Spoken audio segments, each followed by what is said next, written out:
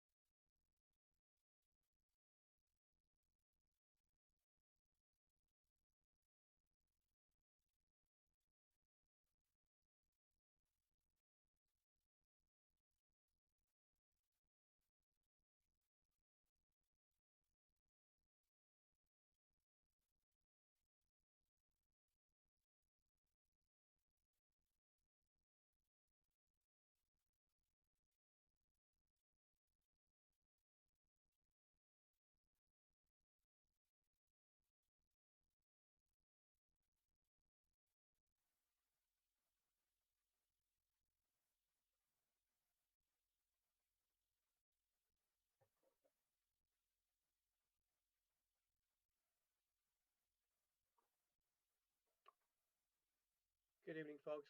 I'm Jim Curran, the town moderator. I understand that the selectmen are in executive session currently, and they're expected to leave soon. So we're kind of waiting for them to join. I wanted to get through some things that did require them to be here before we start the meeting. First of all, the selectmen have reduced the quorum for this town meeting to 90. Um, uh, so this is down from what would normally be 110 for the meeting. Um, if you're at home and watching this town meeting on TV and you're a town meeting member and haven't been able to join in, we do have a help number. Um, Make sure that you're registered for the meeting with your ID code. You've got the Zoom client installed, and you logged in. Of course, we have a good number of people who have already done that, but don't be afraid to reach out and ask for help if you're having trouble getting logged in, because we want you to join in. Uh, you'll notice in some contexts you'll be able to participate. We have two classes of participants. There's the panelists and the attendees. The attendees are the registered town meeting members who are entitled to vote. Panelists are folks who can speak on articles, or town officials or people like that who don't have the privilege to vote. The only exception is myself, as I'm also a town meeting member.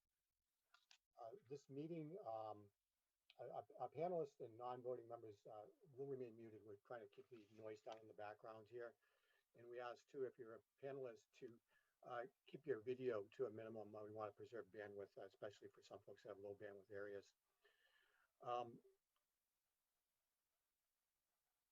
The meeting will be recorded. The Enabling Act that allows us to have a virtual town meeting requires that it be recorded, being made available on the town website and on the HCAM TV. So beware, it's being recorded for posterity, and behave. Unfortunately, some product limitations. In some cases, we won't be able to see the listing of all of the other attendees' names. I will try to identify anyone who requests the floor to speak, and we'll unmute folks to go on. In the event there's a major technology glitch or security issue, the meeting might be recessed for a little while. We'll try to get things restarted. If that happens, I don't think it will. Then please feel free to rejoin the meeting in a couple of minutes, and we should get started again. Depending on your device, you should see some icons either at the bottom or the top of your screen. The first one is the hand icon, and you're going to use this to raise your hand to request the floor. And this gives an ordered list of who's ever requested to speak.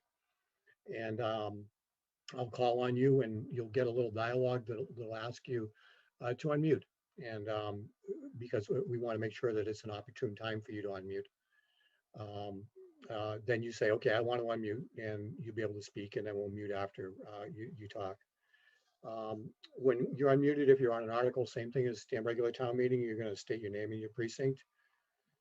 You can use that to make motions, to speak on an article, or use that feature to move a question, and we'll call people in the order that they want, that they actually appear to raise their hands.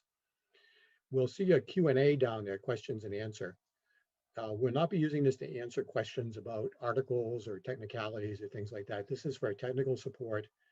We will use it for seconding the motion. So if you'd like to second the motion, simply type the word second in the Q&A, and we'll record you as a seconder to that motion. You can use the Q&A also to raise a point of order or a question of privilege. A point of order represents things such as if you think the current speaker is not entitled to the floor. Questions of privilege is something, gee, I can't hear what's going on, or you're showing the wrong slide. Questions of privileges and point of orders are not a way to gain the floor to move the question. If you'd like to move the question or the previous question, raise your hand, you'll be recognized in order, and off you go. You can make your motion then and be seconded. When we go to vote, you'll see a box appear on the screen with polling. We have a couple of different ones of these set up. You can actually select yes or no for your answer, lock in your vote. We'll leave the voting dialog, voting box up until we stop seeing votes come in. Usually that takes about 30 seconds. And then after the vote is taken, the result will be shared. I want to let you know that all registered voters in town meeting members can speak on articles. We didn't have any registered voters actually request to speak on articles, but all town meeting members may do that. Raise your hand, wait till we acknowledge you. We do have a couple of speakers on some articles. We'll call on them with priority when those motions come up. These are the attorneys, landowners, people who are proponents of articles and things like that. Procedural motions, again, raise your hand. We'd like to ask you to keep germane to the motion or article being considered. There's no cross-examination or direct question and answer allowed. You direct your questions or your comments to the moderator. I do expect some informational questions. We'll try to handle them, but we'll try to keep it minimal considering the venue. Please do not engage in personalities. Talk about the issues, not about the person. We will ask you to cease and not do that if that happens. Don't make a disparaging remark about an individual. Speakers do so at the discretion of the moderator. After a motion was read, we do have people lined up to read the motions, and second is the FinCom, the Finance Committee is required to make some recommendations on each of them, and then debate will follow. We do have a town bylaw that requires motions to amend an article be submitted in writing. I've had one article submitted in writing where there's a motion to be made on it. Please, if you think you're going to make a motion on any of the articles to amend it, get that in writing and put it in the Q&A so we can comply with the town bylaw to have that in writing. The reason for that bylaw is we want to make sure it's very, very clear what the article that we're voting on is. Could I ask H. Camera Zach Gorman if the selectman joined us? Hi Jim, how you doing? So they just finished up executive session. They are opening their open session, I believe, to take a vote on something that relative to the town meeting. So we will be getting information from them momentarily as to whether or not they are ready to jump onto the big meeting. Okay, very good. While we're waiting for the selectmen, I'm not sure if there are any newly elected or unsworn members here. This is our chance to use our raise your hand button. Yep, I see one. Raise your hand. Allison, I have you. I see Thomas. I see quite a few people raising your hands. Okay, great.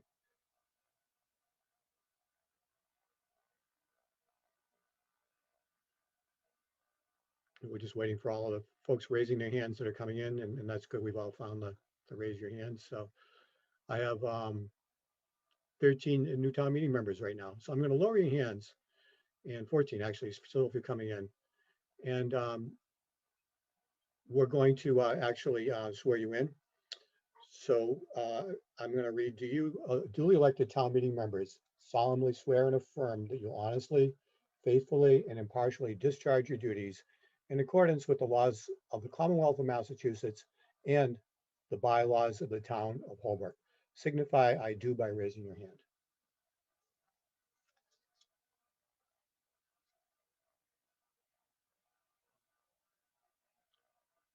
Thank you. There's quite a few new members here, and welcome to town meeting.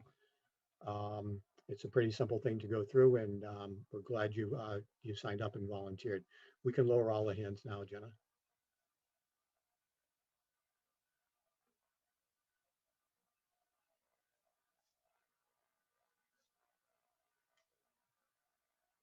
And let's see, what else can we get out of it? Jenna, do you have the, or HCAM, do you have the national anthem queued up?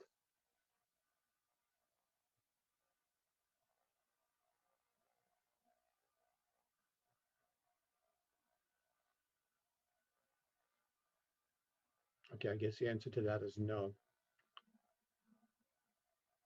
Again, my apologies. We are waiting on the Board of Selectmen. We're running a little long tonight.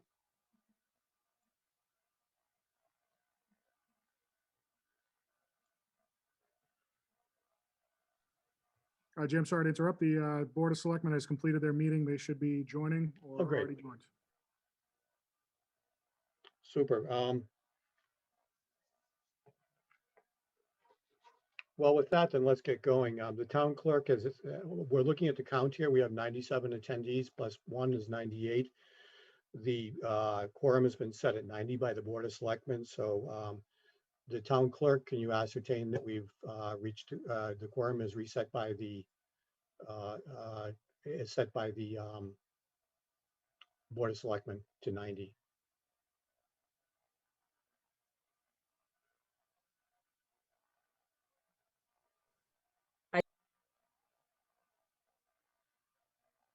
Okay, I think I heard Jeannie say she had unmuted and did that. Okay, so she ascertained that the quorum was met. And the warrant has been posted and returned in accordance with the law, so we're all set there. HCAM, do you have the national anthem flag queued up? Yep, stand by momentarily. Okay, please join us for the national anthem.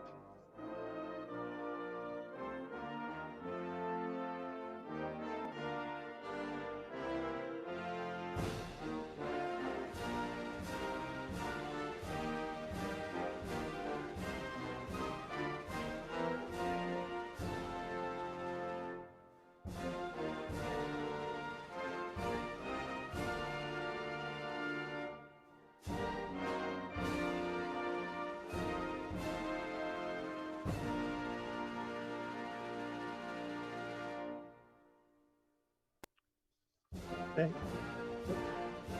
Okay.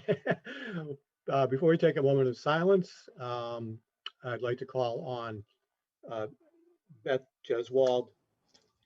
She's the lay leader of the Holbrook United Methodist Church to give the opening prayer. Let us pray. Glorious and loving God, thank you for your guidance and support of these councils and town folks' endeavors. We gather here today, joined in our mutual goals to make decisions and plans for the common good of the Holbrook community. Help us to listen patiently with open minds to each other's insights in tonight's topics for discussion, that we can discern what may be done for the greater good of all. Amen. Thank you, Reverend Jeswald. Very much appreciate you coming tonight. At this point in time, we normally take a moment of silence. And this is a difficult one to read because tonight, unfortunately, we are missing a town meeting member and a member of our Board of Selectmen. I'm dedicating this meeting tonight to the remembrance of Selectman Rick McGahey, who was laid to rest today. Rick served the town as a fellow elected member of this body for 31 years. He was an elected member of our Board of Selectmen for the past 17 years, the longest elected member, I'm told, and served in numerous other civic and volunteer roles in town. His experience, his dedication to service, wit and wisdom, and his presence will be greatly missed by the entire town and by this moderator. He's an example of the best kind for all of us. Thank you, Rick, for your service, and our condolences to the McGahey family. Now for Rick, and also holding in our thoughts unrelated the victims of the COVID-19 pandemic and their families, please take a moment of silence.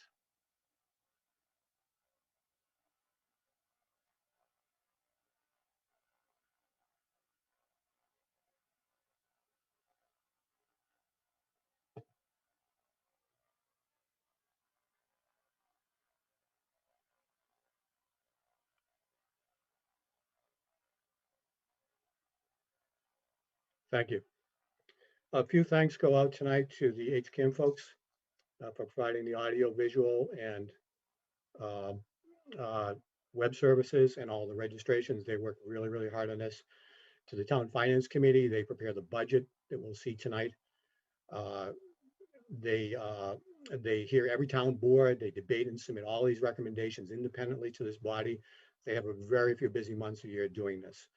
And I believe we do have an open seat.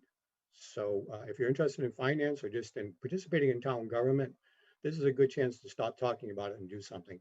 Contact myself or the town administrator's office or the FinCom if you're interested, and we'll set you up. I also want to thank Emily Martin for helping putting together the meeting for the administrator's office. And next on the agenda, I had maybe HCAM can answer. There was supposed to be somebody here from Congressman Lynch's office who wished to speak briefly. Have we seen that come in? That is correct. I do not believe I see anyone here from his office. Okay, very good. Well, let's we'll cross that one off the list and move on. Next up is a required statutory vote underneath the act that enables us to do a virtual town meeting. I did want to preface this vote with some comments and then allow a couple of people to speak. So first of all, planning for town meeting starts well in advance of the town meeting, 6-9 months in advance for FinCom, Board of Selectmen, and we actually have to pick a date, a venue, and a time somewhere around 2 months in advance. And the guidance we had from the school department, which was the schools weren't available, and the Board of Health's best recommendations, and not knowing what the weather was going to be like, the decision to go ahead with a virtual town meeting was made, and that's where we are tonight. This vote that we're about to undertake now is required by the statute. It's not debatable or amendable. And there are two outcomes. If you vote yes, we will continue with the virtual town meeting tonight. You vote no, and we will move it to this coming Saturday, May 22nd at 11 a.m. This is the date that was published legally in the warrant and can't be changed. I know there was a group of folks that were interested in moving it and moving it outside. And, you know, if we knew this 2 months ago, it would have been a good idea. But I did want to give them an opportunity to speak if they wish. And then prior to that, I asked the town administrator's office, Emily Martin. I'm trying to see where you are here. Is Emily online here?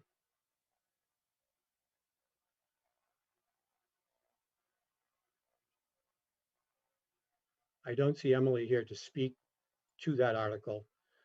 I believe that Dan Lee, I'm sorry, was that Emily? I don't have my own computer right now, Jim. I had to give it to Pam, so I was Okay. just, I'm on. Did the you town want to say council's if you, computer. I asked you to weigh in on any, just about any plans.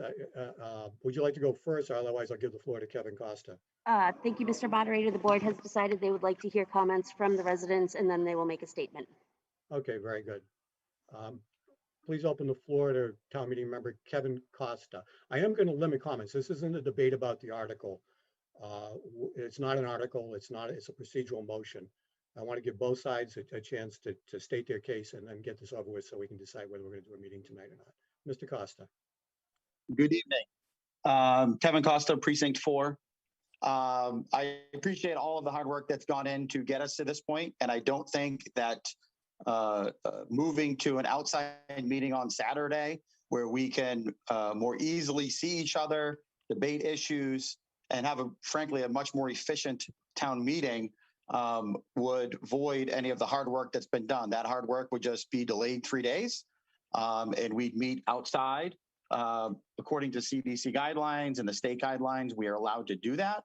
And I think that, frankly, from what we went through last October, November, when we had the Zoom town meetings can be okay when you have to do them, but we are in a state right now that we do not have to do it.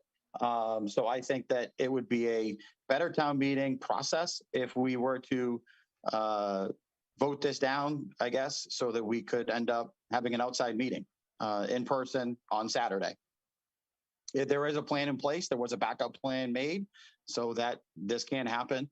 And so I would appreciate if we delay town meeting until Saturday. Thank you, Mr. Costa. I'll go over to Ms. Martin next, and these will be the two comments. Emily Martin from the Town Administrator's Office.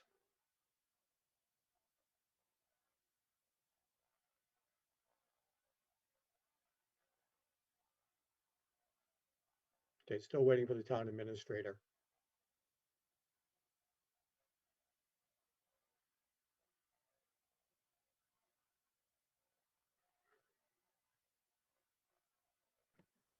Hi, Mr. Moderator. It's Emily Martin again. As I stated before, the chair of the board is going to make a statement. Very good. And who will that be? Please unmute him. Who's requesting? Is that Dan? Yeah, the chair of the board, Chairman Lee. Okay, I'm gonna. Dan, can you raise your, oh, there you go. Oops.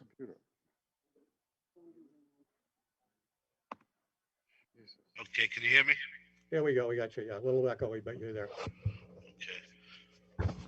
So the Board of Selectmen have met regularly most every week to perform for the past 2 months on which every agenda listed had a discussion vote on town meeting matters, giving residents an opportunity to speak up on the matter. Even if it had not been included, there's an opportunity to bring matters to the board's attention under Citizens Forum, which also occurred at all the board meetings leading up to now.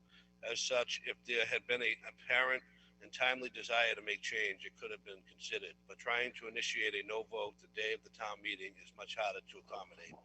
If the body voted no on a virtual meeting in favor of a meeting in person this Saturday, there's many facts to take into consideration. The current weather forecast currently shows 50% chance of rain. The role of the public works superintendent is vacant, so coordination of workers to set up and break down the chairs for the audience could be an issue. Town clerk would need to coordinate enough workers to check in town meeting members and count votes. Public safety would need to provide an option for a detail.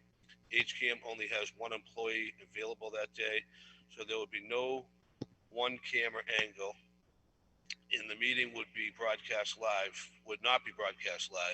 In addition to the personnel and staffing concerns, arrangements would need to be made to provide restrooms and drinking water to town meeting members in attendance. The equipment available for the meeting is insufficient. A PA system with only 2 microphones and no screen to project any presentations on articles that have been submitted. Also, a last-minute date change could affect some town meeting members' ability to attend and provide an issue with reaching a quorum. We understand the want residents to hold this meeting in person, and with Governor Baker's recent announcements about state opening up again at the end of the month, everyone is eager to get out and about again. However, we are still within pandemic restrictions for operations, which allows for virtual town meetings and postponements of the meeting to make accommodations for COVID-related issues. These allowances expire on June 15, 2021. So the sooner town meeting is held, the better off Holbrook is. We know that many residents have commented on the success of the June 20th annual town meeting, but I urge them to consider that the warrant for the meeting contained only 4 articles. These meetings have a total of 30 articles. Given all the restrictions and challenges that would need to be considered to move the meeting to in-person, we urge town meeting members to vote yes on the motion to continue the meeting as it is currently convened to be held remotely. And I also know that at least 3 of the members of this board would not be able to attend Saturday's town meeting. Thank you. Thank you, Selectman Lee and the members of the board for your input, and Mr. Coster as well. The next thing I'm going to do here is we'll put this to a vote. You'll see a box on your screen. You can vote yes or no. A yes vote, we will continue with the virtual town meeting this evening. If we run long tonight, we get 10:30 or so, and we still have a lot of articles. We do have an option to continue virtually on Thursday night to hear those fully. And we'll look for a motion at that time. If you do not want to continue virtually and you want to meet on Saturday, May 22nd, this coming Saturday, 11 a.m. outside in the school parking lot, then it's a no vote. I'm going to launch the vote now. Please take your time and choose wisely.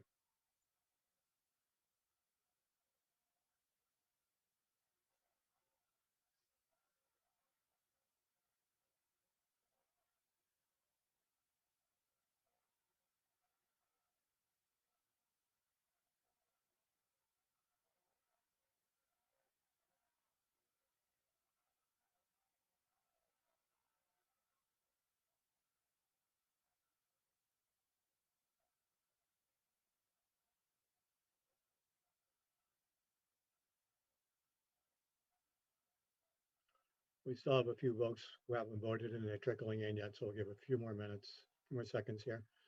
Actually down to 2.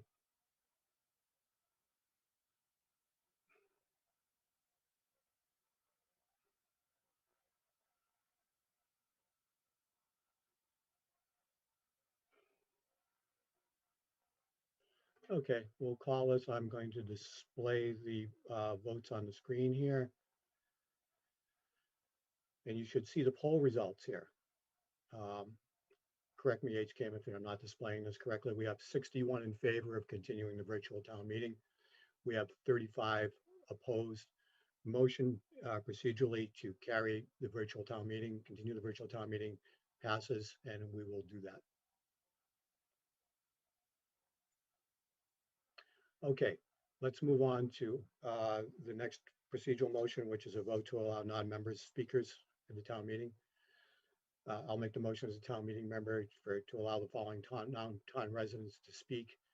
Jim O'Mara, Emily Martin, Todd Hassett, Abby Myers, Patrick Herring, William Smith, Stephen Hook, Zach Gorman, Donald Cullen, Julie Hamilton, Trish Logo, Eric Erskine, Andrew Pekarsky, Susan Godwin, Ann Papagena, Attorney George Galvin, Zach Gorman, Frank Duggan, and Sean Hardy. All those in favor of allowing those non-residents to speak at the town meeting, please answer yes. All those opposed, answer no. Voting is up.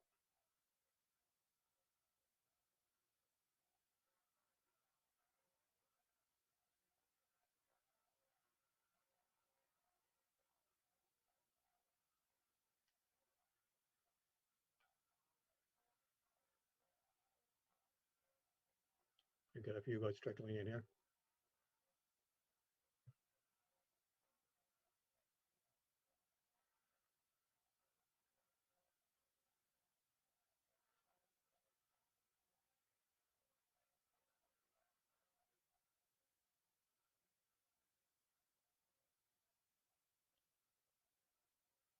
Okay, and we'll share the results here. There are 82 in favor of allowing speakers to speak and 5 no. Motion to allow those speakers to speak is passed.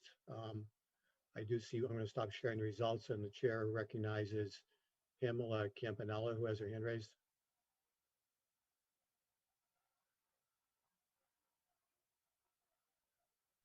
Hello. Dave DeLuca is not on the list. Town attorney. Oh, Town Attorney Dave DeLuca. Okay. All those in favor of allowing Dave DeLuca, who is the town council, to speak?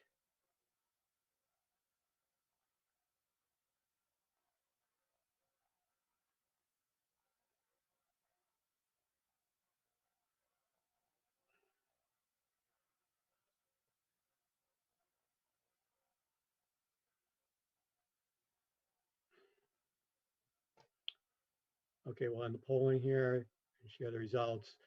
There are 80 in favor of allowing Dave to speak and 4 against the motion to allow that speaker to talk if necessary. Passes.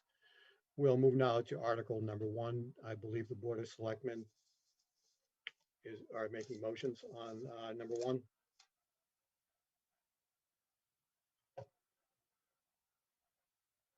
Who from the Board of Selectmen is reading? I think it was Ms. Veda.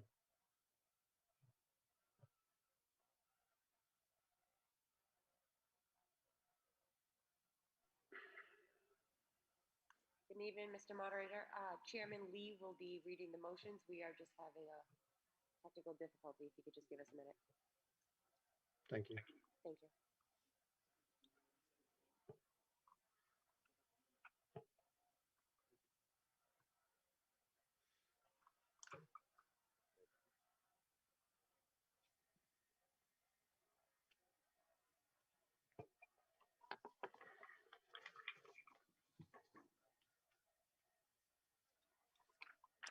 Well, we're waiting, by the way, at about 8:15, and sometime after 8:15, we're going to move over to the special. There's about 6 quick articles from prior years we'll take care of, and then we'll come back to the annual after that.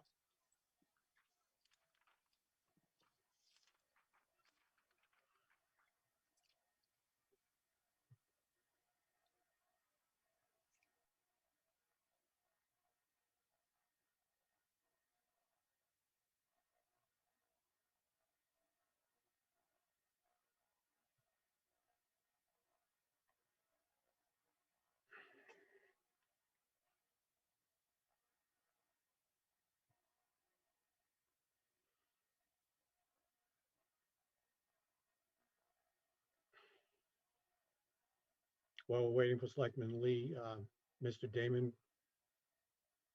you got your hand raised?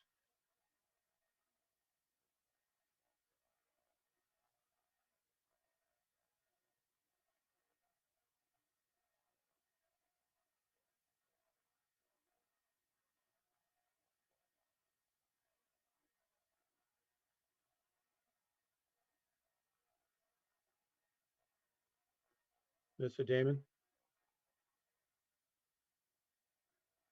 I'm sorry, we have no audio from you. I see you unmuted yourself.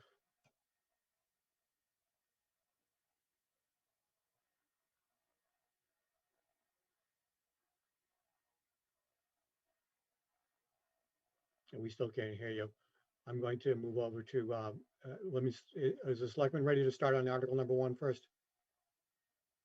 I see Mr. Lee.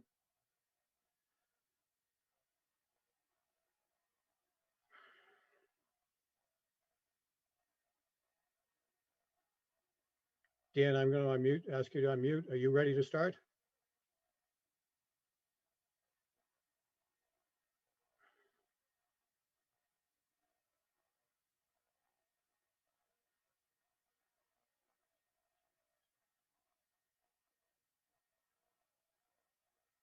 Ms. Veda, I'm going to switch over to you. I apologize, Mr. Moderator. I am ready for Article 1. Okay. I move that the town move no action on Article 1. No?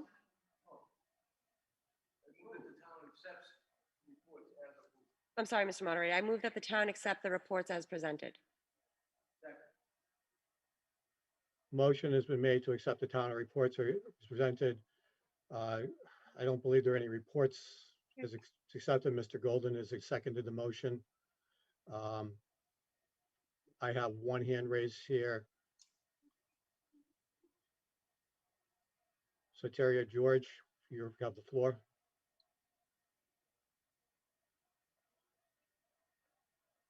Hi, actually, it's Arthur George. I have an iPhone, but we're using the same computer. I just don't understand the motion.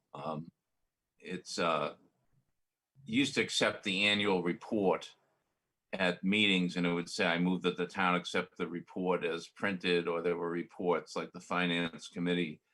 I don't know what reports as presented is, whether we haven't had any presented. Thank you, Mr. George.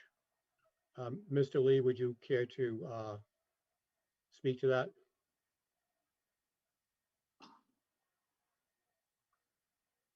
What am I talking about? There's no reports to. Or Ms. Veda? What's the story with the reports? No reports?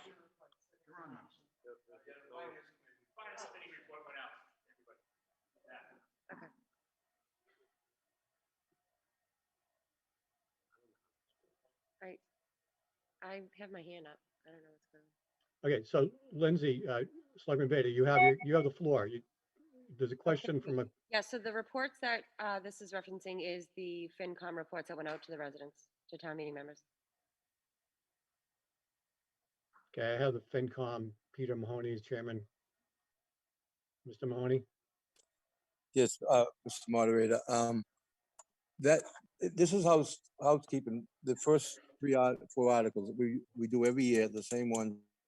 But the report that was sent out by a finance committee, that is the one report. Sometimes it may be reports from the selectmen, et cetera, and so forth. But again, as I say, it's on every year, Article 1, and it's housekeeping. Okay, so this is, Recommends 8-0. FinCom recommends 8-0. This is a boilerplate article. It doesn't appear to be any reports here, so it's not, I don't think it's worth debating. I'm going to lower hands.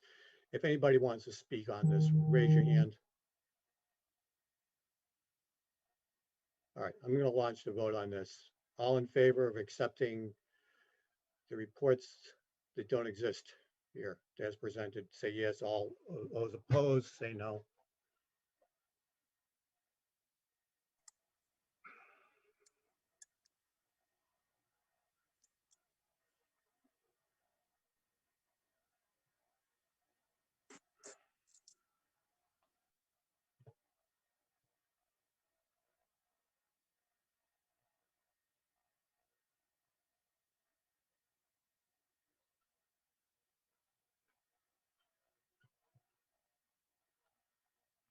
Okay, we'll end the voting now.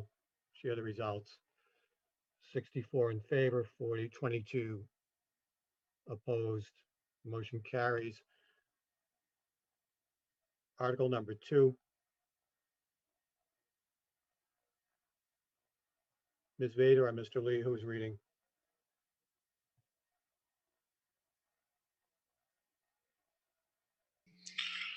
Mr. Moderator, I move that to hear the reports, committees, and act thereon, to choose committees and act upon any other business may legally come before said committee. Second. Motion has been moved and seconded. Seeing no debate, we'll move to a vote on the article at hand. FinCom approved 8-0. FinCom approves that 8-0. Okay. All those in favor of the motion?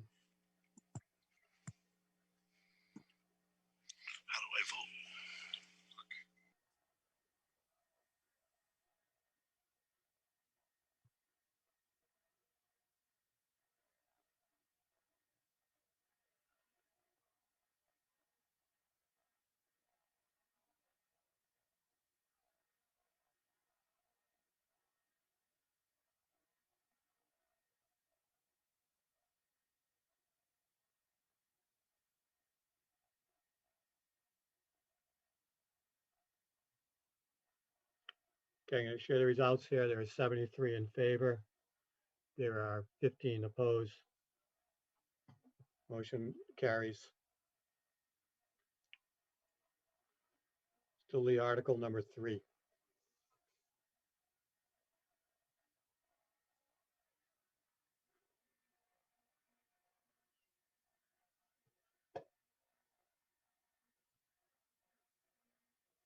Selectmen, article number 3. Sorry about that. To see if the town will authorize the Board of Selectmen upon recommendation of Superintendent of Public Works to accept, enter into contracts for the expenditure of any and all funds allotted by the Commonwealth, including this Department of Transportation and or Norfolk County for the construction, reconstruction, and said improvements to town streets, or take any other action thereon. Looking for a second in the question and Second. answer. Motion's been made and seconded by Mr. Mahoney. All those, Motion motion to from the direct, FinCom recommends 8-0. 8-0 of the FinCom recommendation. Thank you, Mr. Mahoney. Any discussion, please raise your hands. Moderator, this is an annual request from the Board of Selectmen to the town seeking authorization to enter into contracts with the state and county based on the recommendations of the superintendent. Any further discussion?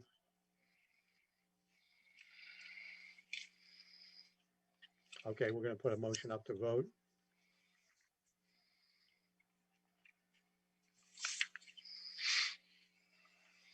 Oops, I didn't share the results of the last one, so let me just move on to the next question. All those in favor vote yes. All those opposed, this is a simple majority vote. And I believe I neglected to share the results. I read the results on the last one, but I didn't share the screen. I think somebody called me out on that in the Q&A. We'll try to make sure I remember to do that.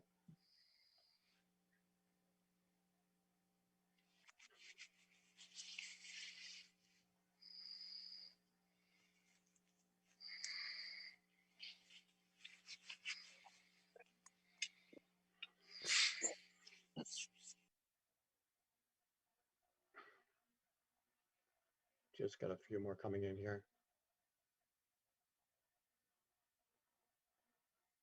All right. I should be sharing the results now, and all those in favor of the motion were there's 86 in favor. There were 11 opposed. Motion on Article 3 carries. Selectman Lee, let's move on to Article number 4, please.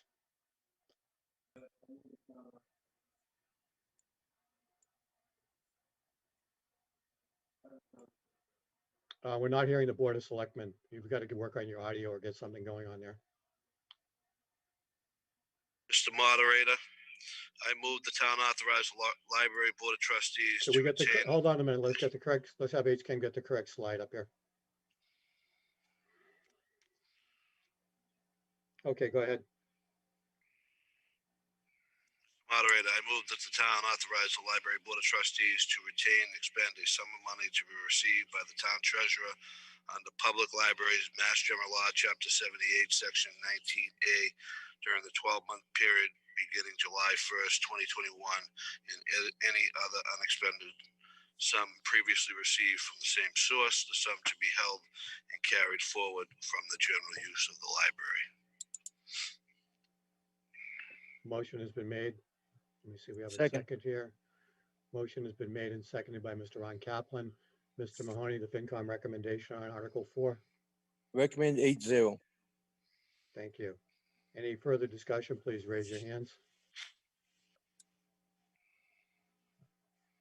Hearing no further discussion, we'll put this to the vote. This is a majority vote.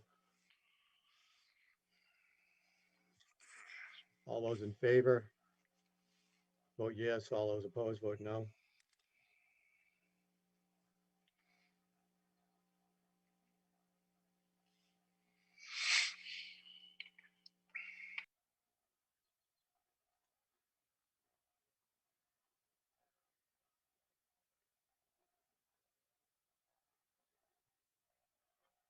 The motion carries 93-0.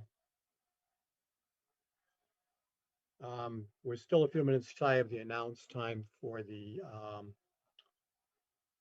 to move into the special. So what I'm going to do is call on Peter Mahoney for the Finance Committee. Let's try to get the budget article in motion through, and then we'll move over to and do the special just after that. Mr. Mahoney. Mr. Moderator, if I may start with a quick message. Everybody knows with the COVID-19 pandemic, how hard it was to get things done in town. Everybody did a great job. Everyone's effort, the town was able to successfully navigate a difficult year. Just a few highlights real quick, if I may. This is the fourth year in a row that the Finance Committee has not taken the full 2.5% for taxes. Also, since 2017, we have the 5th largest decrease in taxes since that time. We've also gone from the 18th highest on the list to number 99, which also means our single-family tax bills have been below the state average. So all in all, I just say a great job to all our department heads, and I want to thank everybody on the Finance Committee for a great job in giving you a balanced budget. So if I may, I make a motion, move the town vote to raise, appropriate, or transfer from available funds the sum of $43,382,686 to defray the expenses of the Holbrook operating budget as printed below for the ensuing 12-month period beginning July 1st, 2021.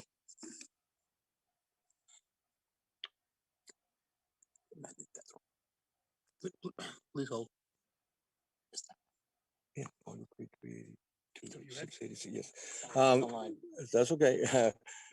Raised through taxation and other sources, 41,320,985.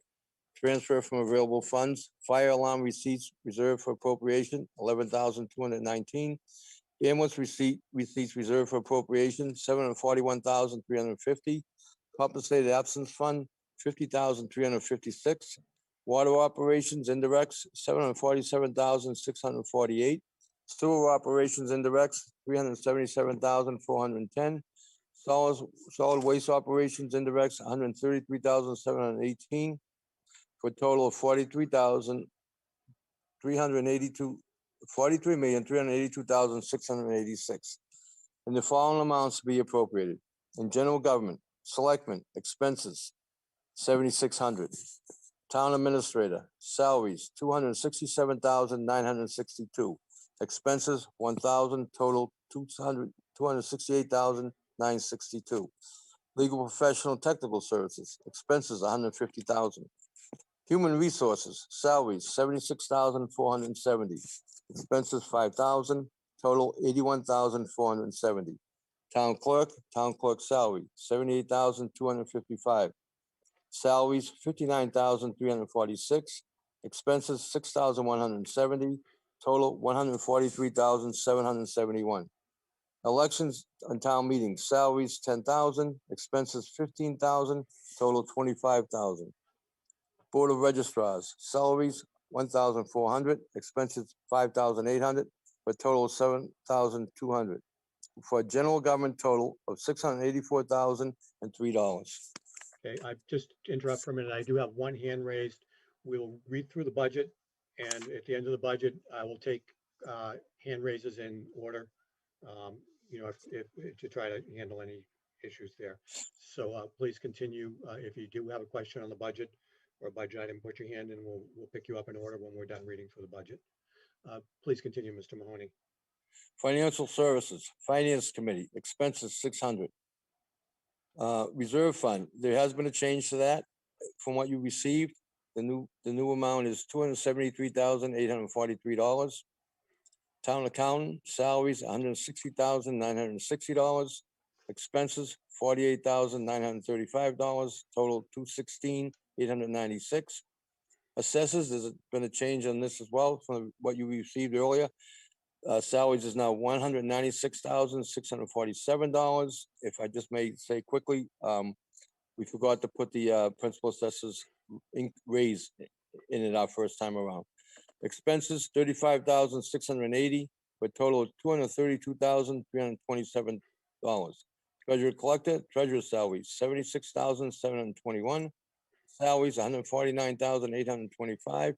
Expenses, $141,656. Total of $368,202. for a financial services total of $1,091,867.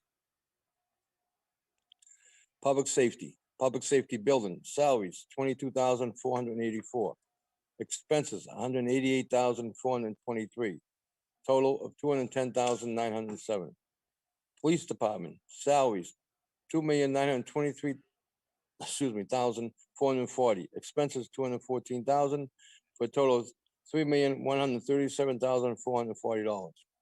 Fire department, salaries, $2,340,239. Expenses, $110,987, for a total of $2,451,226. Dispatch, salaries, $943,436. Expenses, $135,000, for a total of $1,078,436. EMT salaries, $229,261. Expenses, $105,344. Total, $334,605. Emergency management expenses, $3,000. Animal control salaries, $44,114. Expenses, $14,900. Total, $59,014, for a public safety total of $274,628. The special services salaries, $323,236. Expenses, $70,420, for a total fund special services, $393,656. Excuse me. Education, schools, Blue Hills, $1,811,245. Norfolk 80, $12,000. Once again, excuse me. Holbrook Public Schools, $14,750,830. School transportation, $1,250,955, for an education total of $17,825,030. Public Works, salaries, $1,120,426. Expenses, $407,600, for a total of $1,528,026. Roads and sidewalks, construction and maintenance, $60,000. Snow and ice, $150,000. Street lighting, $105,000. Public Works totals, $1,843,026. Public Services, Forest Commission, expenses, $1,000. Council on Aging, salaries, $113,109. Expenses, $20,500. Total of $133,609. Veteran Services, salaries, $10,400. Expenses, $40,850. Total of $51,250. Public Library, salaries, $350,242. Expenses, $143,500. Total, $502,742. Historical Commission, expenses, $100. Public Services total, $688,701. Excuse me. Debt outside prop 2.5, maturing debt, $3,012,447. Interest, $1,213,897. Debt administration, $15,000. Total for debt outside prop 2.5, $4,241,344. Temporary loans, pay down, $62,700, interest, $68,279, for a total of $130,979. Debt total of $4,372,323. Employee retiree benefits, Medicare, $300,000. Pension assessment, $2,399,401. Total, $2,699,401. Health insurance, $5,588,785. Employee life insurance, $22,000. Dental insurance, $30,000. Employee retiree benefits, $8,340,000, $186 in total. Other insurance, unemployment expenses, $100,000. Other insurance, it's a general insurance, $547,622. Transfer to OGI fund, $20,000. Workers' comp, $201,644. Total, $769,266. Excuse me, for other insurance total of $869,266. This gives us a Okay. grand total of $43,382,686. Okay, let's hold there before we proceed to the Enterprise, enterprise funds. I have some hands raised here. And in order of the hand raises, I will recognize first Charles Greeley, then Michael Fleming, then Kevin Costa, and Soteria George. Charles Greeley, first, go ahead. Thank you, Mr. Moderator. I have a question about the salary figures that are listed in the budget. Do those salary figures include the raises to the various salary plans that are in the articles that follow this budget article? Peter, you want to take a shot at that one? This is Patrick Duggan. Can I be unmuted? Jim, can you Oh, yeah, unmute yeah. PJ? Yeah, just raise your Chairman. hand. Go ahead. This will be Patrick Duggan from the Finance Committee. We'll try to answer that for you, Mr. Greeley. Hi, that's actually a very good question. I don't want to get too ahead of us on these other articles, but the funding for the collective bargain is not included because it hasn't, at the time of the budget, it wasn't completed. The wage and salary articles, it is included in this budget.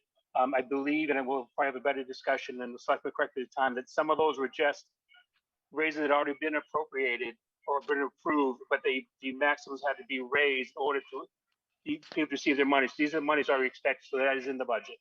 I believe that's correct.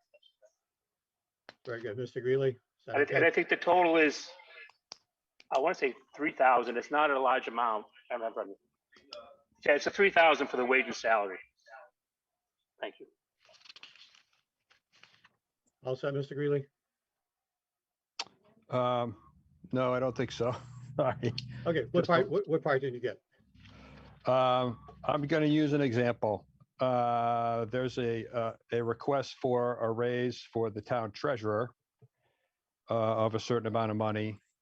Is that amount of money already in the town treasurer's salary figure or in this budget article? No, again, that's a good question. I wasn't clear on that. The money's not in the budget because until town meeting approves it, it can't be in the budget for the treasurer. I think the clerk. So no, it won't be. It would probably come. It's not included to answer your question. The amount of monies I think is listed in the budget. I don't think either one is 5,000, 3,000 off the top of my head. And the current budget would be able to absorb those figures. Mr. Greeley, any follow on? Nope, that's good. Thank you.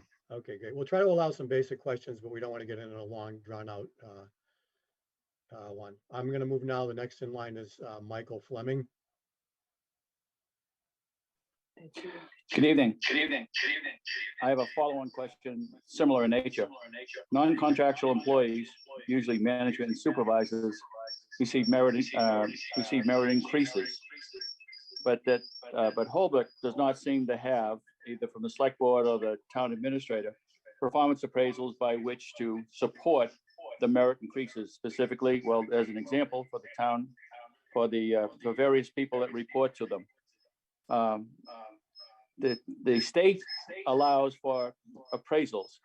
So for the town meeting folks to support as part of this town budget, individual salary increases, who determines whether they are supported by anybody else but the individual submitting that town increase? Specifically, like the town treasurer, which is a unique position since she's elected, but the election is a way of verifying performance, but the salary increases are not. So how we determine whether that salary increase of 5% or whatever it is supported by her performance? I'm missing something here. Mr. Chair? Yes, Mr. Duggan. Mr. Fleming, as you pointed out, the treasurer is elected, as is the town clerk. So performance is based on the election. And the town meeting votes that's why they had to come separately to get raises or for things and present their case. And that's the only way it can be done. And if the town feels that the treasurer and town clerk are deserving of the raise, they can vote it in. They have concerns, they do not. As I'm not going to bring this up as an article, but the Finance Committee has, for a number of years, recommended going to an appointed treasurer for that very purpose, but the town has voted it down. As far as to the other department heads, that is with the personnel board, which is the Board of Selectmen, who evaluate, and every 3 years they sign contracts, and that's how that's done. So their raises, or as you call them, merit raises that are built into the contract, are funded through the budget. But at the end of the 3 years, when they have the contract negotiations, I'm sure they take an end type of performance and go from there. Mr. Fleming, any other follow-on questions?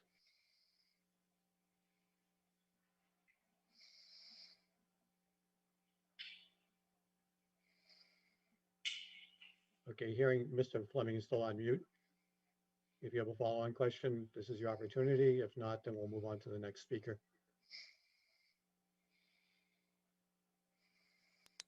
I guess if I may, I appreciate the answer, and while I understand it, the issue still remains: does somebody do a performance appraisal of these individuals? For instance, the salary increase for the elected officials is not supported by the election necessarily, and how do we then decide whether or not that merit increase is deserving within the town meeting framework, without eliminating the whole budget? Mr. Moderator.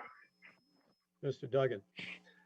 Mr. Fleming, I hear you, but that's the way the system is set up. And again, this is why the Finance Committee recommends going to appointed, because then that performance review, as you're referring to it, is done by the Board of Selectmen.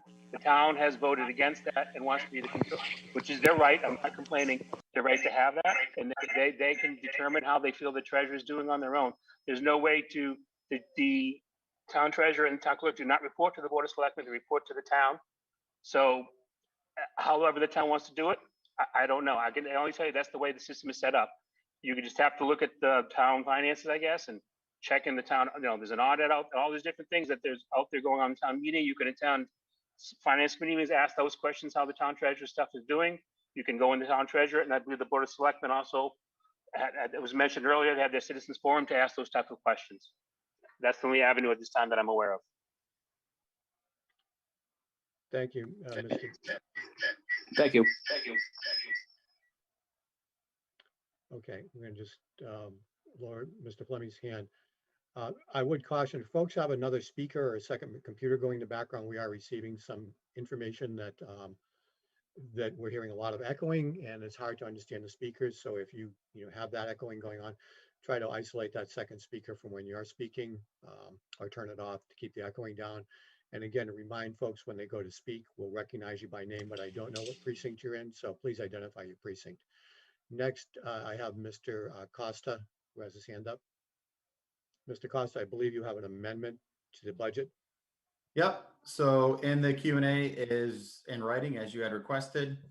Motion to raise and appropriate $140,000, of which $100,000 shall be used to increase the proposed budget for streets and sidewalks account 422, and $40,000 shall be placed into an account to be established by the accountant under the DPW for the express purpose for expenses related to the maintenance and upkeep of Holbrook parks.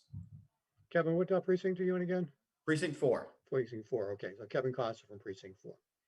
And he has a motion to amend the budget.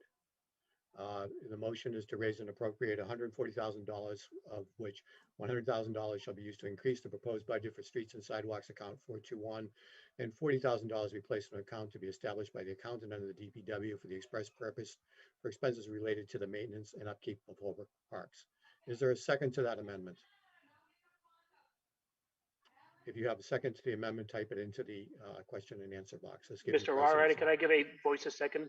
You can give a voice second. A second, because then I would like to ask for permission to have 3 minutes for the Finance Committee to discuss this motion so we can give our recommendation. We'll be very quick. Very good. We'll recess for 3 minutes. Not even. 2 minutes for the Finance Committee to reach a recommendation on, reach a consensus on this recommendation. Recess for 3 minutes. We will return at 8:33 roughly. Smoke them if you got them.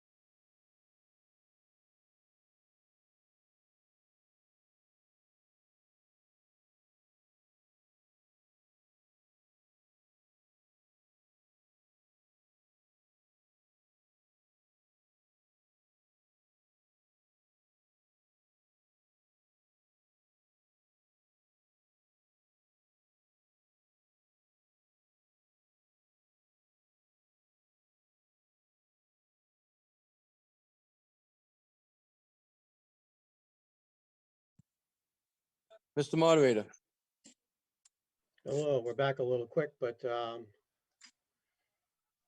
Mr. Moderator, yeah, give me about 2 minutes here. I think I said 8:33, and I want to make sure that folks who took a little break have time to get back to hear your results.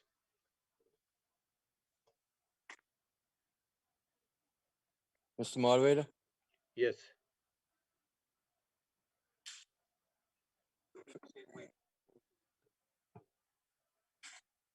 Mhm.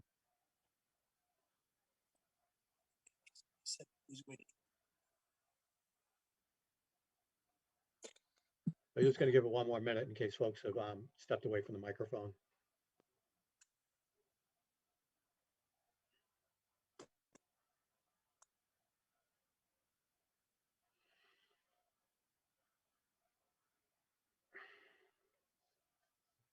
Returning from recess in 1 minute.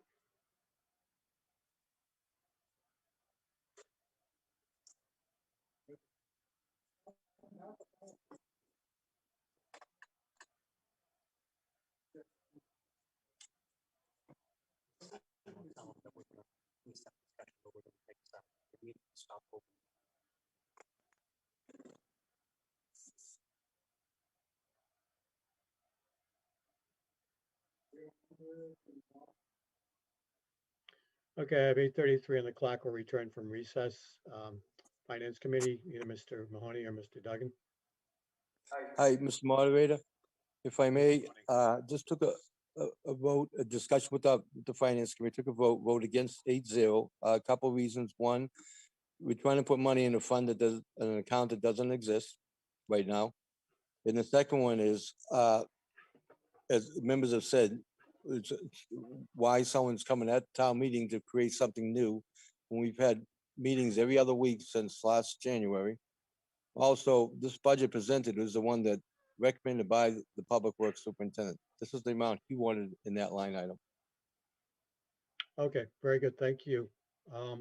I have some other hands raised. The debate right now is moved to the amendment for the budget.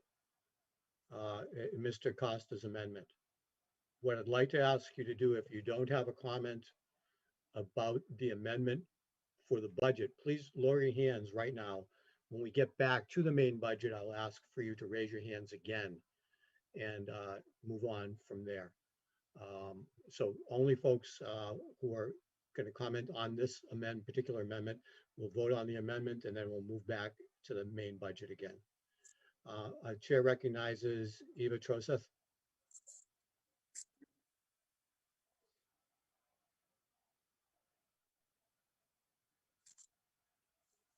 And just waiting for you to unmute.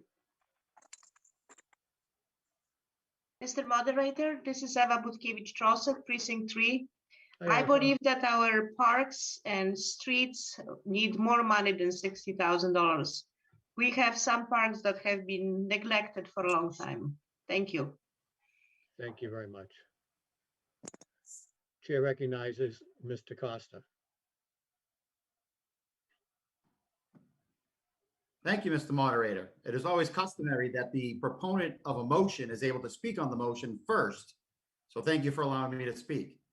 So several things on this motion. One, the taxes can allow it. We have $2.7 million of available excess capacity. $2.7 million. This is $140,000.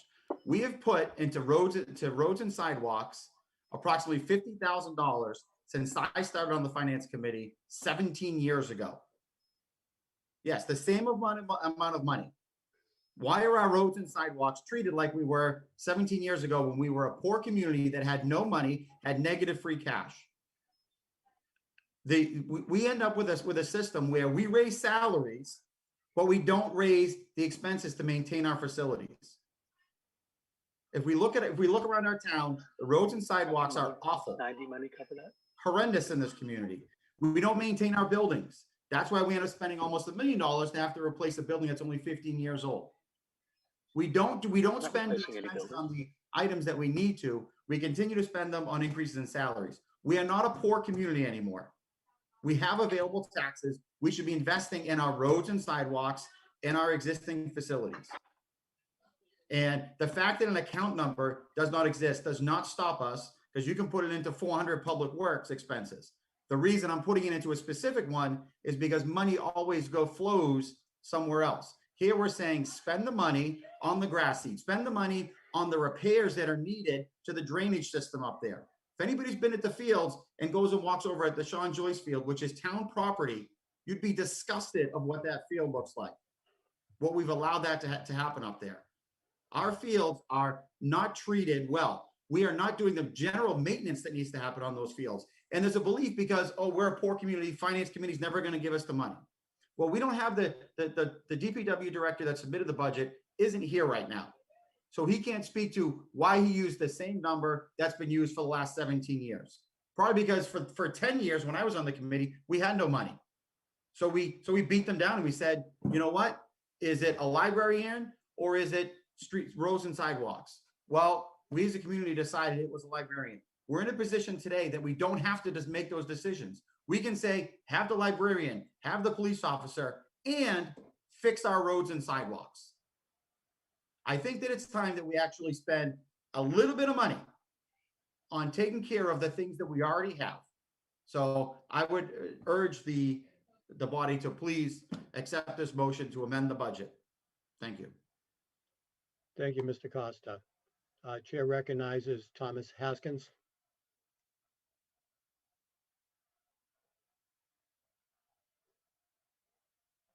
And we'll just get you up there and get you unmuted.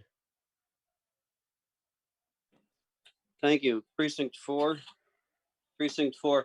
I asked the park department if they had any schedule to fix the sidewalk in front of my house next to the fire station, which I have been fixing myself, and they looked at me funny. That was last year. A month ago, someone plowed through the guardrail at the lights, and I asked them 2 weeks ago when they were going to fix the guardrail, and nothing has happened. No one has called me. So I think we definitely need to change our practice here and maybe put some more money in an account for us to maintain our sidewalks and roads. Thank you. Thank you, Mr. Haskins. The chair recognizes Patrick Duggan. Thank you, Mr. Moderator. Just like to make a couple of points if I could. Yes, as I stated, and as Mr. Acosta said, it's been 10 years, and I will give Mr. Acosta a lot of credit for that, for the finances in this town. He knows that. But I will say a couple of things I do against, although we do have excess capacity, this board has discussed and do not believe just because we have the excess capacity to tax people more. We don't. We're getting to these good spots. We're looking to have this extra money, as he calls it, to not tax people more. That's how we get down to lower tax rates. That's how we get down to having a below average tax rate for the thing. That's, we are a small town. So our finances are in great shape. We do have the money to do it. So I do think that maybe we can spend more money on expenses, not at the, and I don't think this is what he intended to say, not choosing salary over expenses. We can do both.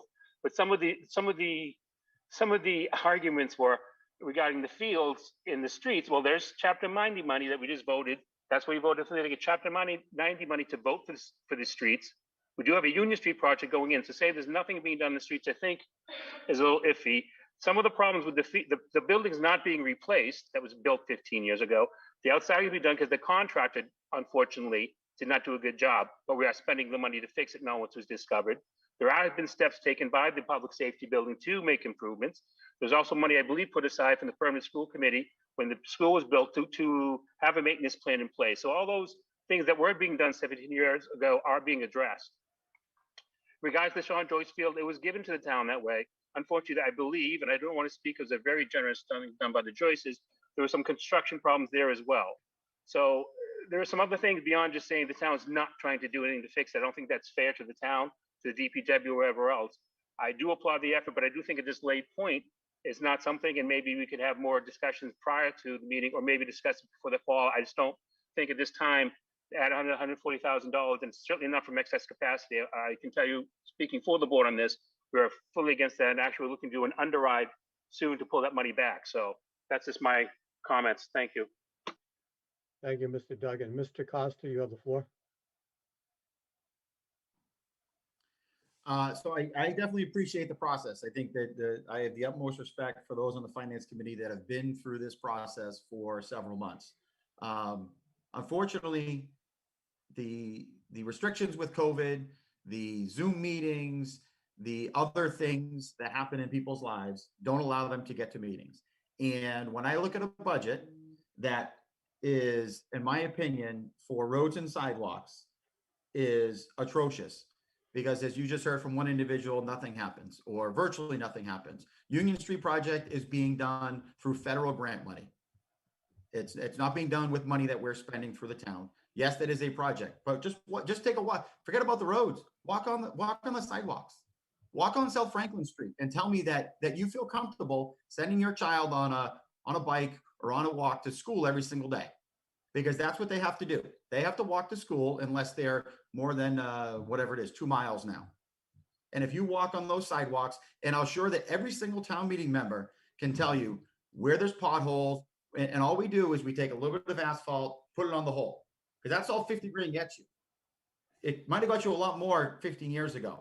It's going to get you a lot less now. And yes, is 100,000 the right number? I don't know, but it's a number. 15 years ago, or probably a dozen years ago, we actually established a road committee in this town that actually looked at these and rated all of the roads in town and actually came up with a plan to do it. And we actually invested some money. We actually took some Chapter 90 money, we took some other funding sources, and we actually had a plan and started repairing roads. But what happens? The money runs out. So what does the committee bother meeting for? If there's no money, you're not going to have a bunch of people get together and say, hey, what roads are we going to fix? What are we going to do?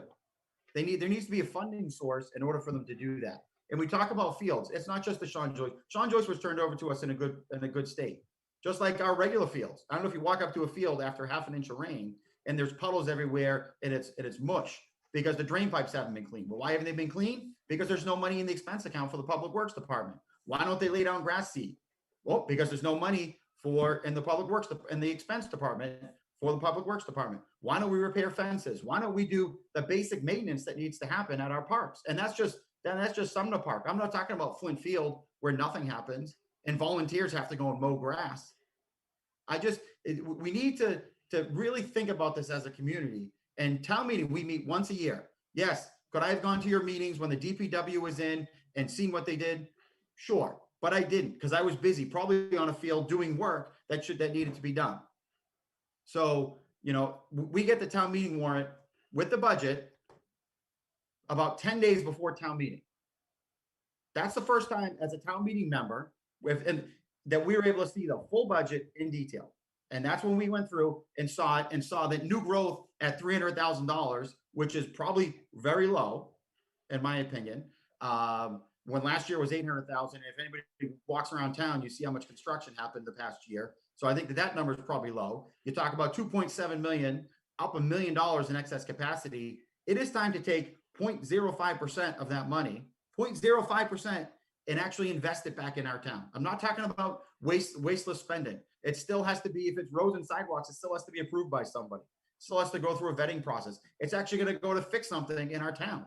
So I think that, again, and I think I'm going to leave it there, but I think that it's a reasonable request for a town meeting to actually spend a tiny bit of money, put it into an account that is allowed to be used to maintain our existing assets. Thank you. Thank you, Mr. Costa. I want to try to wrap this up. I see Mr. Haskins and Mr. Mahoney. Mr. Haskins, briefly. Yeah, just very briefly, I just want to clarify that guardrail is what stops cars from driving into my living room. So it's a safety issue. And if funding is keeping that from being repaired, that's a legal danger to the town, as you can imagine. So I think we need to look at this seriously. Thank you. Thank you, Mr. Haskins. Mr. Mahoney, briefly, and then we'll move to the motion to amend. Mr. Moderator, Mr. Costa makes some valid points.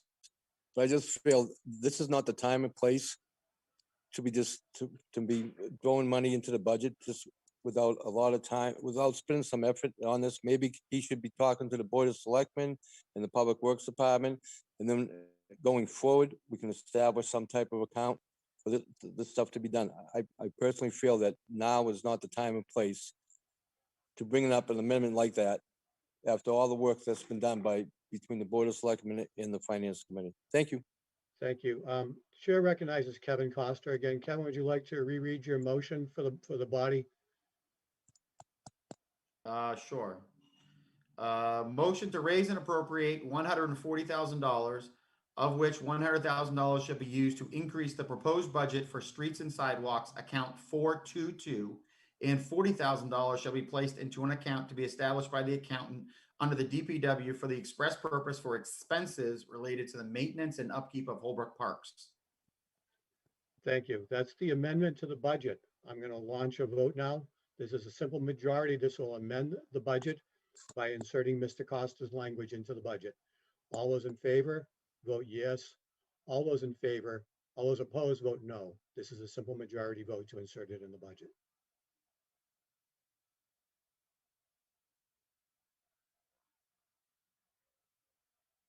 Voting is continuing. We're just waiting to get the numbers closer to the max here.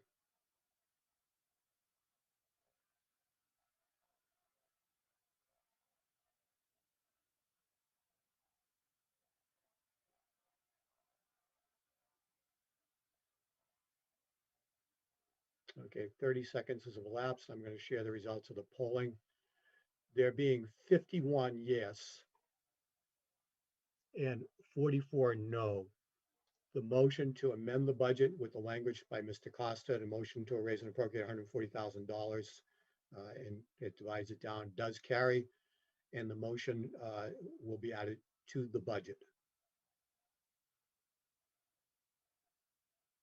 I'm going to return back to either Mr. Duggan or Mr. Mahoney to continue with reading the budget. When the budget is done and finished, then we will vote on the budget as amended here.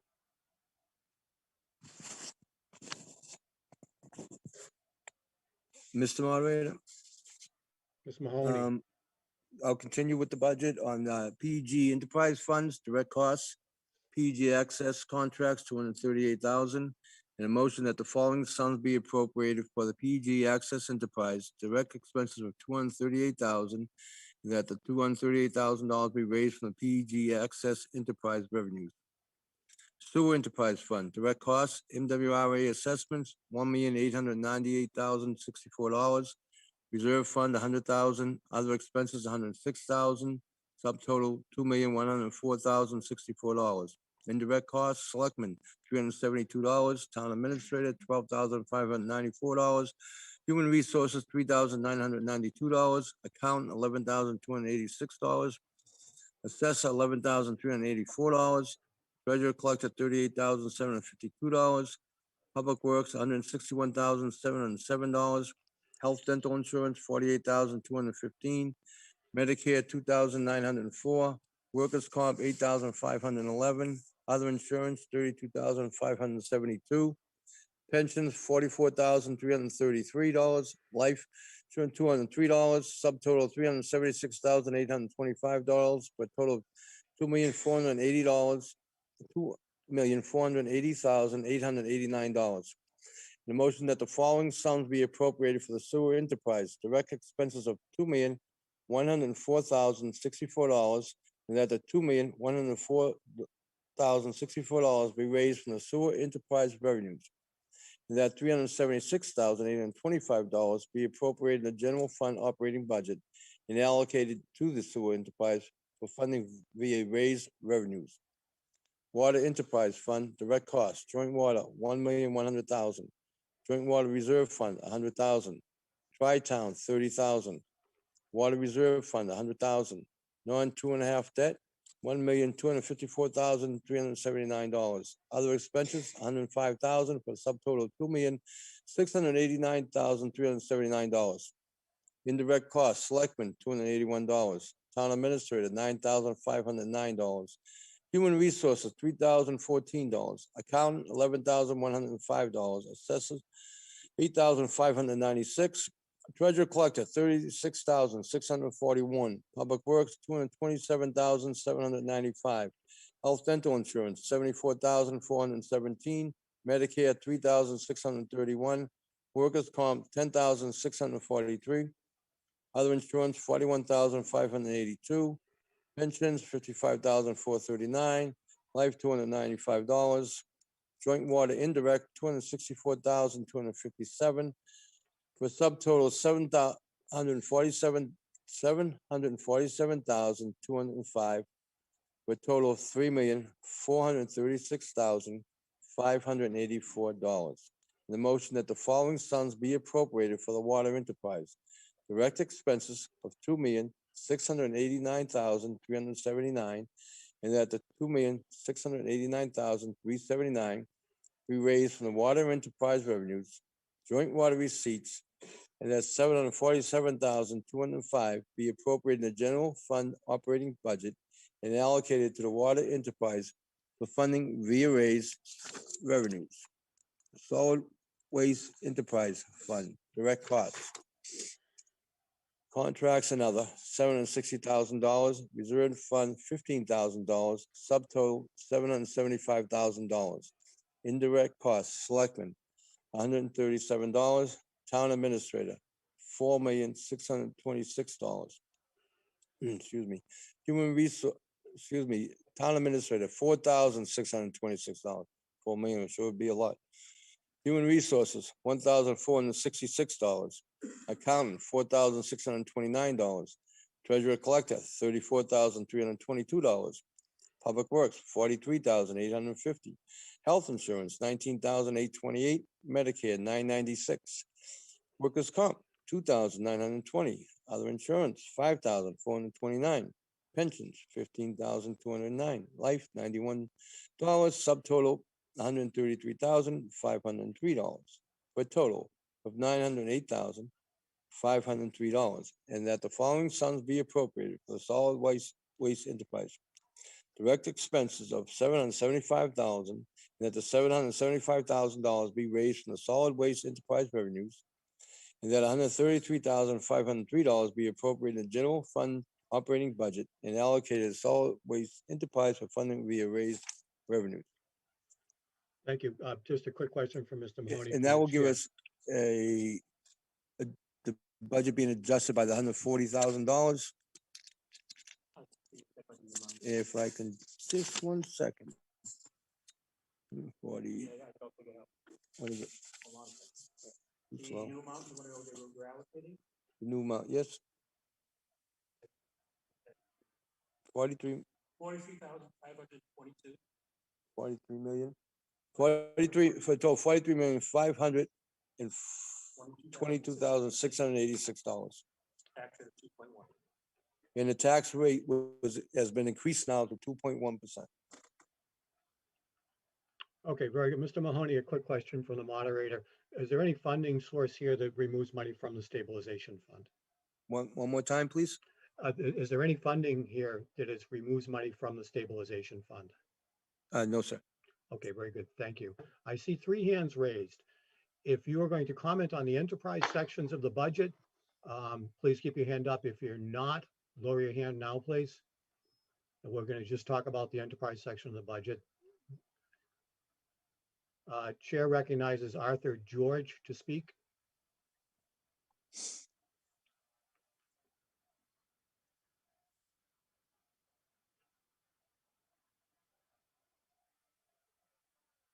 And we're just waiting for Arthur to unmute.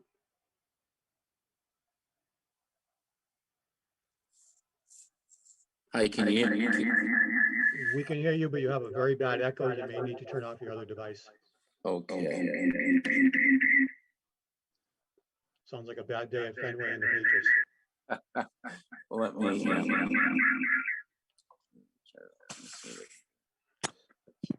Can you say something like now bad? Yeah. Okay. Hi, how's that? That's much better. Can you hear me now? We can hear you now. Okay, so I'm concerned about the blurb that we got in the mail from the Joint Water Board regarding the drinking water, the so-called forever chemicals. And we were over the amount of PFAS 6, and some of the things they talked about were liver damage, damage to the blood, the immune system, thyroid, fetal development. They suggested not to use bottled water for drinking and cooking of foods, and that this was particularly adverse to pregnant women, infants, and elderly people. And Point of order, Mr. about a Moderator. couple of days after I received this in the mail, there was an article in the Boston Globe saying So, that let's see, Braintree in their treatment facility Arthur, had put in filters. Arthur, can I ask you to rein your comments in to be germane to the budget or bring them, or get to your point a little more quickly? Thank you.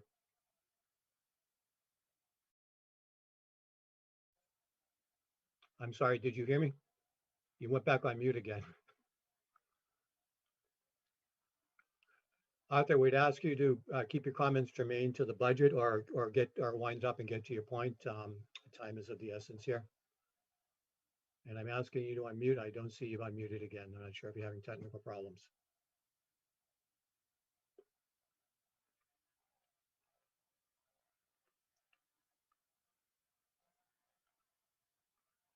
I'm going to, while Arthur's resolving his technical issues, the chair is going to recognize Sarah Rogensack.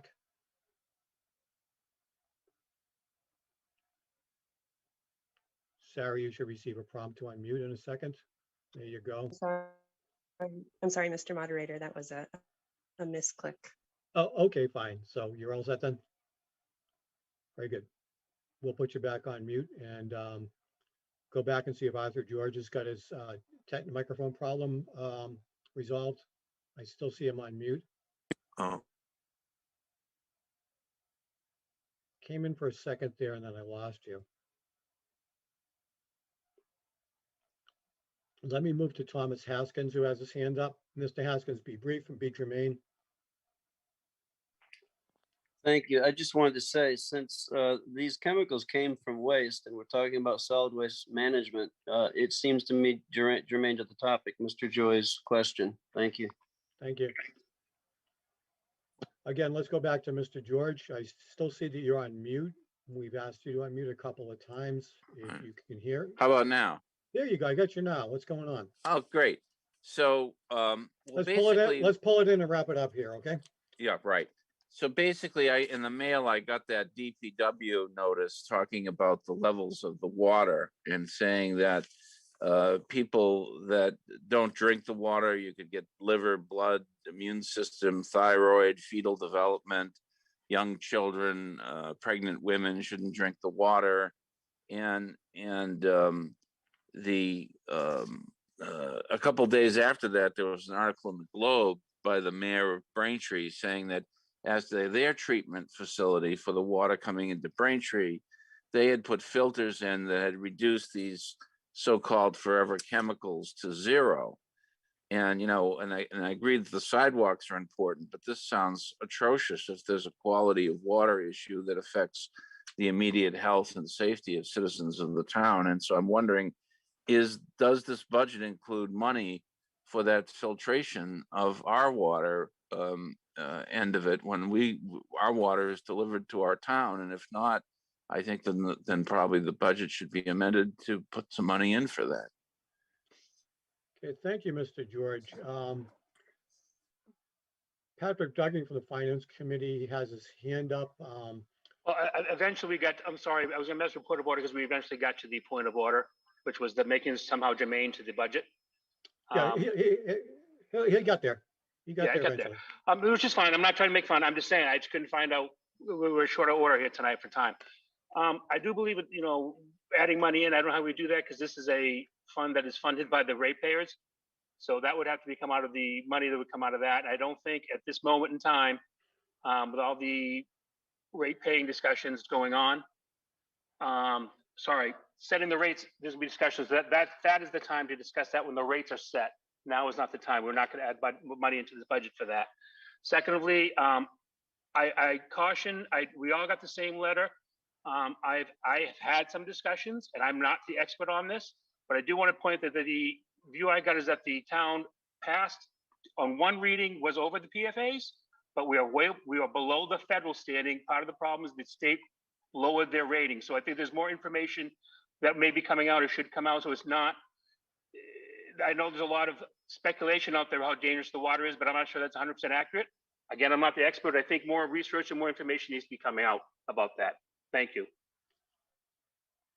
Thank you, Mr. Duggan. Seeing no more hands raised and no more discussion, I'm going to call for a vote on the budget as amended. This is a simple majority vote on the budget. This includes Mr. Costa's amendment, and the numbers might have changed a little bit. I'm not sure if HCAM is updated with the $140,000 additional, but this will be the budget as amended. I'm going to relaunch the poll. All those in favor? Whoops, I see Mr. George has his hand up again. Mr. George?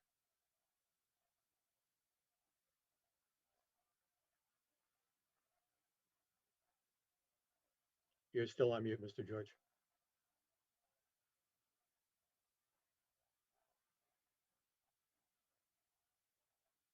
Mr. George, you're still on mute. We can't hear you.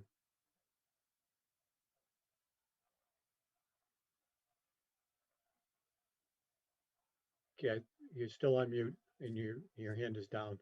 Okay, we're going to go right to a vote here. I don't see any more hands at this point. All those in favor of the motion to approve the budget? All those opposed? Vote no. Simple majority vote.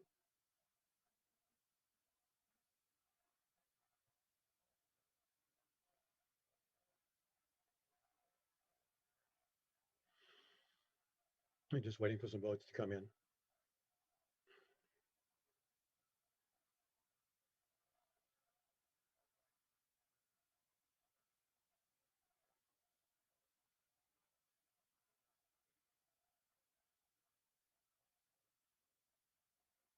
We just got one or two more trickling in here.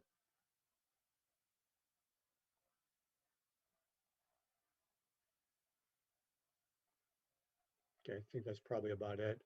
I'm going to share the results here. We have 75 in favor of the budget as amended. We have 19 opposed to the budget as amended. That motion for the budget, the town budget for next year, fiscal year 22 is passed. And we will move on to the, I think at this point in time, we're going to look, first of all, I want to see Mr. Haskins has his hand raised here. Chair recognizes Mr. Haskins. Yeah, my hand was raised before we voted for the budget. I don't know why you didn't see it. I had a question about the budget that I've been waiting for half an hour to ask. I see on page 8, anticipated or projected revenue for 2022, 45 million and change, and recommended allocation of 43 million. It's a difference of 1.7 extra $1 million in revenue. I'm just wondering what is expected to be done with that revenue and where is it coming from? Yeah, allowing for just technical difficulties. Does somebody want to try to answer that question from the Finance Committee?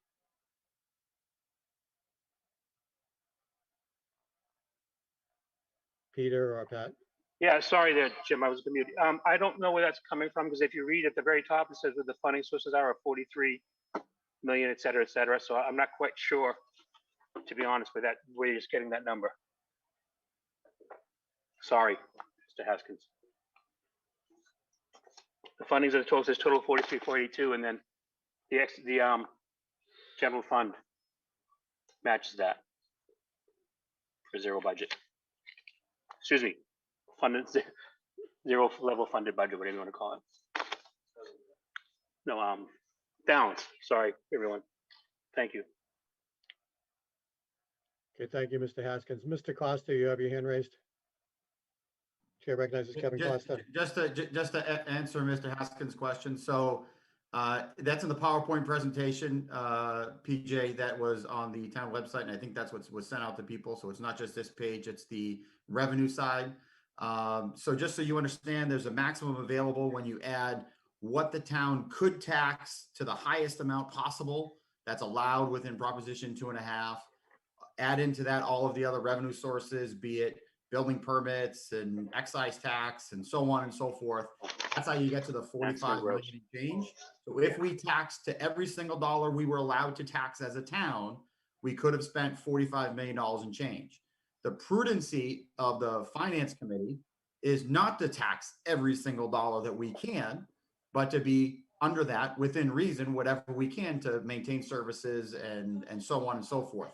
So the difference between the 45 million that we could have raised and the 43 million and change plus the $140,000 amendment that we actually are actually raising will not be taxed. So that is money that is not taxed in the next fiscal year and cannot be retaxed in the future. The limit will continue to go up, but if we're $1.7 million, as I think you said, under that maximum available appropriation, then the finance committee did their job of saving the taxpayers $1.7 million this year that they could have taxed, but through prudency, they are not taxing. Okay, so I think we've talked about an article that we've already passed enough. I'm going to ask folks to lower their hands. I'm going to look for a motion to adjourn the annual town meeting and to reopen to handle the special town meeting, and then we'll return to the annual town meeting after the special town meeting articles are disposed of. So moved. Moved, is there a second? Second. Motion moved and seconded. All those in favor, please vote. Yes to adjourn the annual, to move to the special. We'll return to the annual at the same article point when we return from the special town meeting. Let's pay the bills of last year. Polling is going on right now. I do appreciate everybody's patience. We're working through this, and we're actually not far off where we would have been if we were in person.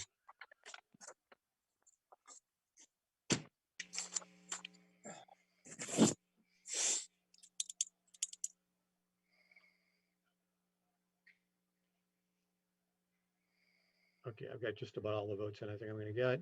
I'm going to share the results here. There's 75 in favor of moving to the special town meeting from the annual. There are 9 opposed. We'll move to the special town meeting right now. I'm going to stop sharing the results. I'm going to ask Chairman Lee, I think you have the first article in the special warrant. And please go to the rear of your book here.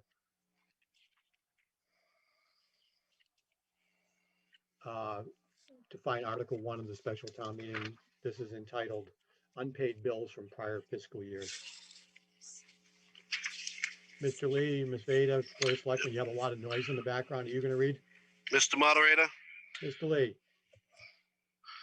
to see if the town will vote to raise, appropriate, transfer from available funds and or otherwise provide sums of money to be expended by the departments indicated in order to pay for unpaid bills for fiscal year 2020 and 2021, take any other action thereon. And it's fire department, vendor Leland PC, $1,442 medical payment. Funding source is fire medical payment physicals 01-220-5200-5304. And then we have fire Rhythm Technologies Incorporated, $395 medical payment physicals. Fire medical payment physical 0-220-5200-5304. Schools, J.W. Pepper, $84.90. School supplies, curriculum supplies, account number 01-3-241-0-9-500-001. And then town clerk, we have LHS Associates for $5,343.50. 2020 annual town election supplies and service, election town meeting, account number 01-162-5200-5380. Second. motion made and seconded on the article number 1 from the special. Chair recognizes Mr. Costa. Recommendations, please. Recommendations from the FinCom, please, first. I'm sorry, Eight- Mr. Maloney. FinCom recommend 8-0. Thank you. 8-0 for Mr. Costa. Mr. Moderator, and this is not specific to this motion, but all motions going forward. I would ask that at the moderator's privilege, if you could waive the reading of the motion if it's printed on the PowerPoint, which is shown to the town meeting members. I think that might expedite the meeting a little bit at your privilege. Thank you. Thank you, Mr. Costa, for your point of information. We're going to continue to make sure that they're read. There are some differences, I think, in the typos in the printing and the things. I want to make sure we do this right and it gets onto the recording correctly, but I do appreciate the advice. Is there any further discussion on Article 1 on the special town meeting? Seeing none. This particular article is paying bills from a prior fiscal year. It requires a 9/10 vote. 90% to approve. All those in favor signify by voting yes. All those opposed, vote no.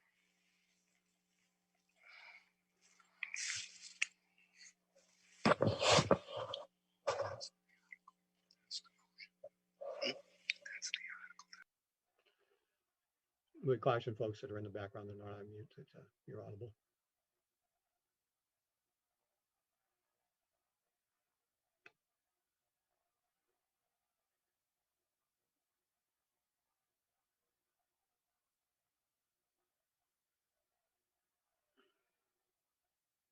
Okay, we're in the voting now and share the results. Being 88 in favor, 8 opposed, this carries with a 92% majority. Mr. Lee, Article 2. This is the PEG Enterprise Fund Supplemental Appropriation. Chairman Lee, you're on mute. Mr. Moderator, I move the town transfer amounts of money indicated in the warrant from the budgets appropriated for fiscal year ending June 30th, 2021, as indicated. Said sums to be expended by the departments listed in order to pay for unpaid bills for fiscal year 2020 and 2021. Motion is made. Is there a second? Second. Motion is made and seconded. FinCom, FinCom recommends 8-0. further discussion, raise your hands. Seeing none, this is a simple majority vote. All those in favor, vote yes. All those opposed, vote no. Polling is open.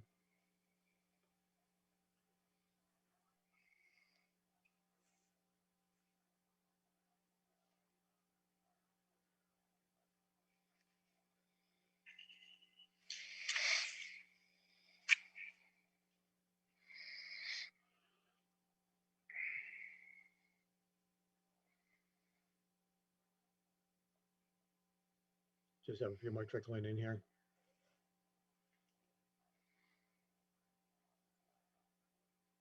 Okay, the motion carries 86 to 8 for a simple majority.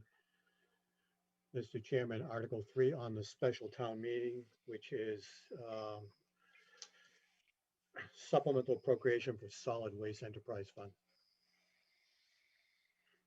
Moderator, I move that the town appropriate the sum of $40,000.00.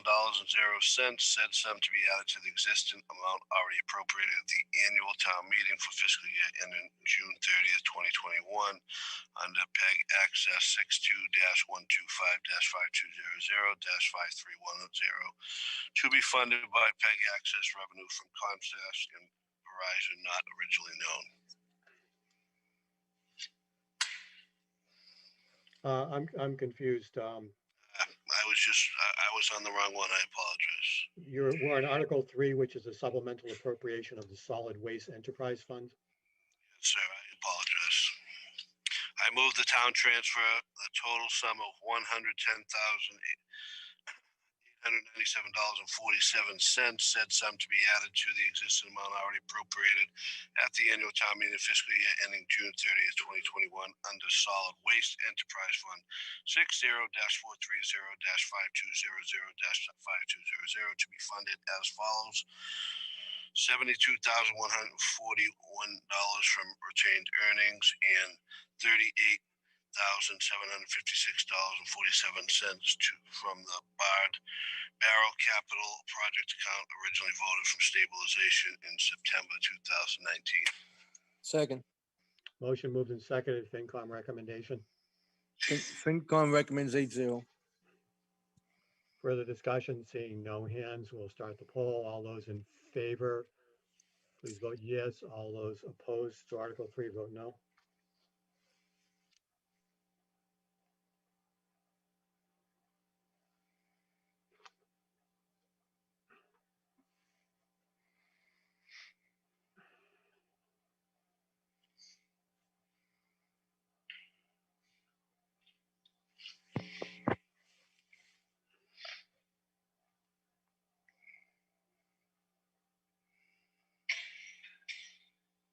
Okay, looks like we're about the 30-second mark here. This motion carries 82 to 10.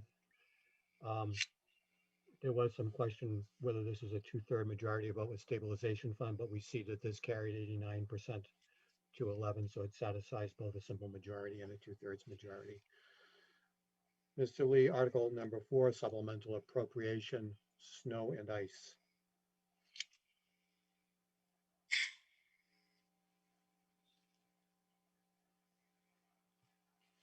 Selectman?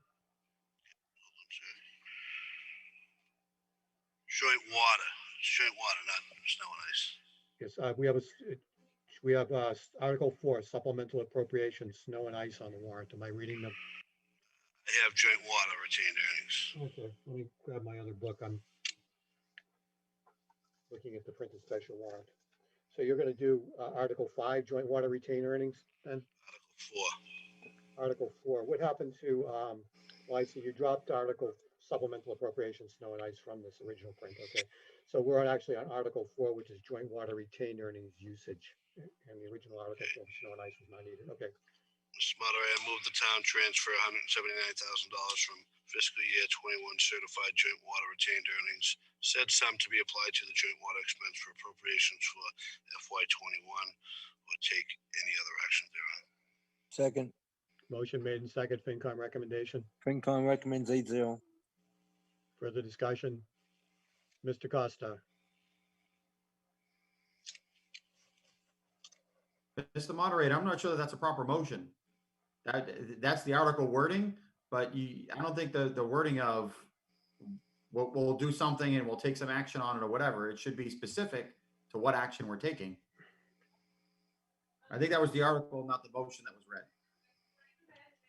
Oh, okay. Thank you, Mr. Costa. Mr. Lee, on the screen and in the warrant, we have an article and a motion. The article sets the bounds of the discussion. The motion is the actual action that's going to get taken place. So let's go back and reread the motion again. I move the town transfer $179,000 from fiscal year 21 certified joint water retained earnings, said sum to be applied to the joint water expense for appropriations for fiscal year 21, or take any other action thereon.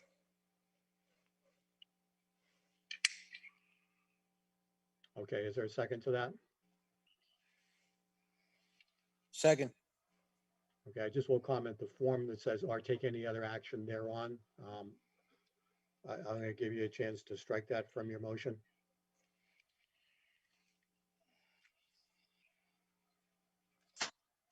I move the town transfer $179,000 from fiscal year 21 certified joint water retained earning, said sum to be applied to joint water expense for appropriations for fiscal year 21. And we're striking the words of taking any other action. I'll look for a second on that. second, Motion's made and seconded. Finance Committee recommendation. 8-0, recommend. No further discussion. I don't see any hands. Okay, this will be a vote on the motion as printed, but striking the words are taking any other action thereon. That's a typographical error, not really an amendment to change that, but it's important to remove that. All those in favor of the motion as read, please vote yes. All those opposed, vote no.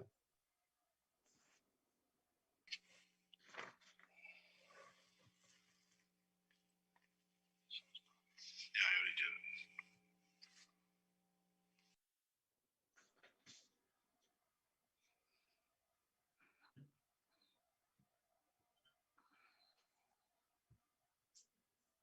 Okay, looks like we got most of the votes in. I share the results. There are 85 in favor. There are 8 opposed. Motion carries by a simple majority.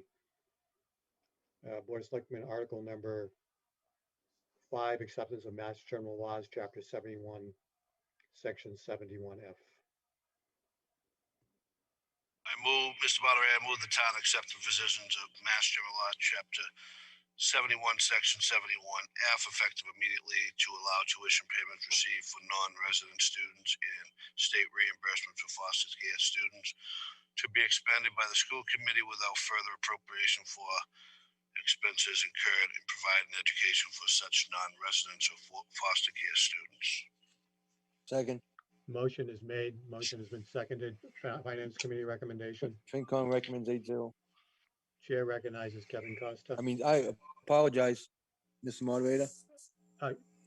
What's that? The vote was seven, FinCom recommended 7-1. My apologies. 7-1 was the Finance Committee recommendation. Chair recognizes Mr. Costa. Can I just ask for the proponents of this, the school department, to speak to what this revolving fund is and why it's needed? This is Patricia Lugo, the school business administrator. Can you hear me? Yes, we can hear you, Patricia. Okay, Thank so this will allow us to accept money from a neighboring town who sends one of their residents to one of our programs in our school. For instance, in small towns, there is not always programs for specific special needs students in a particular town, and they might notice or recognize that a neighboring town has a program that will satisfy the needs of that student. Rather than start up a program themselves for maybe 1 or 2 students, it might be, it's more fiscally prudent for them to send the student out of their town and into another town or public school to meet the needs of that, to meet the programmatic needs of that student. And that's the case this year. We had a student come in from a neighboring town who went into one of our special needs programs because we already had a program up and running. So this is pretty common in small towns who can't run every single type of special needs program for every type of student. Thank you, Ms. Lugo. Chair recognizes Kevin Costa again. Thank you for that explanation. So I would have just really one question on that. So is there a restriction on the funds that flow into this revolving fund that they can only be used for the programs expressly needed for this student or students of like needs? That's correct. Yes, Mr. Costa. Thank you. Thank you, Mr. Costa. Chair recognizes again Thomas Haskins. Yeah, so, oh, can you mute that? Sorry, hold on. You got it.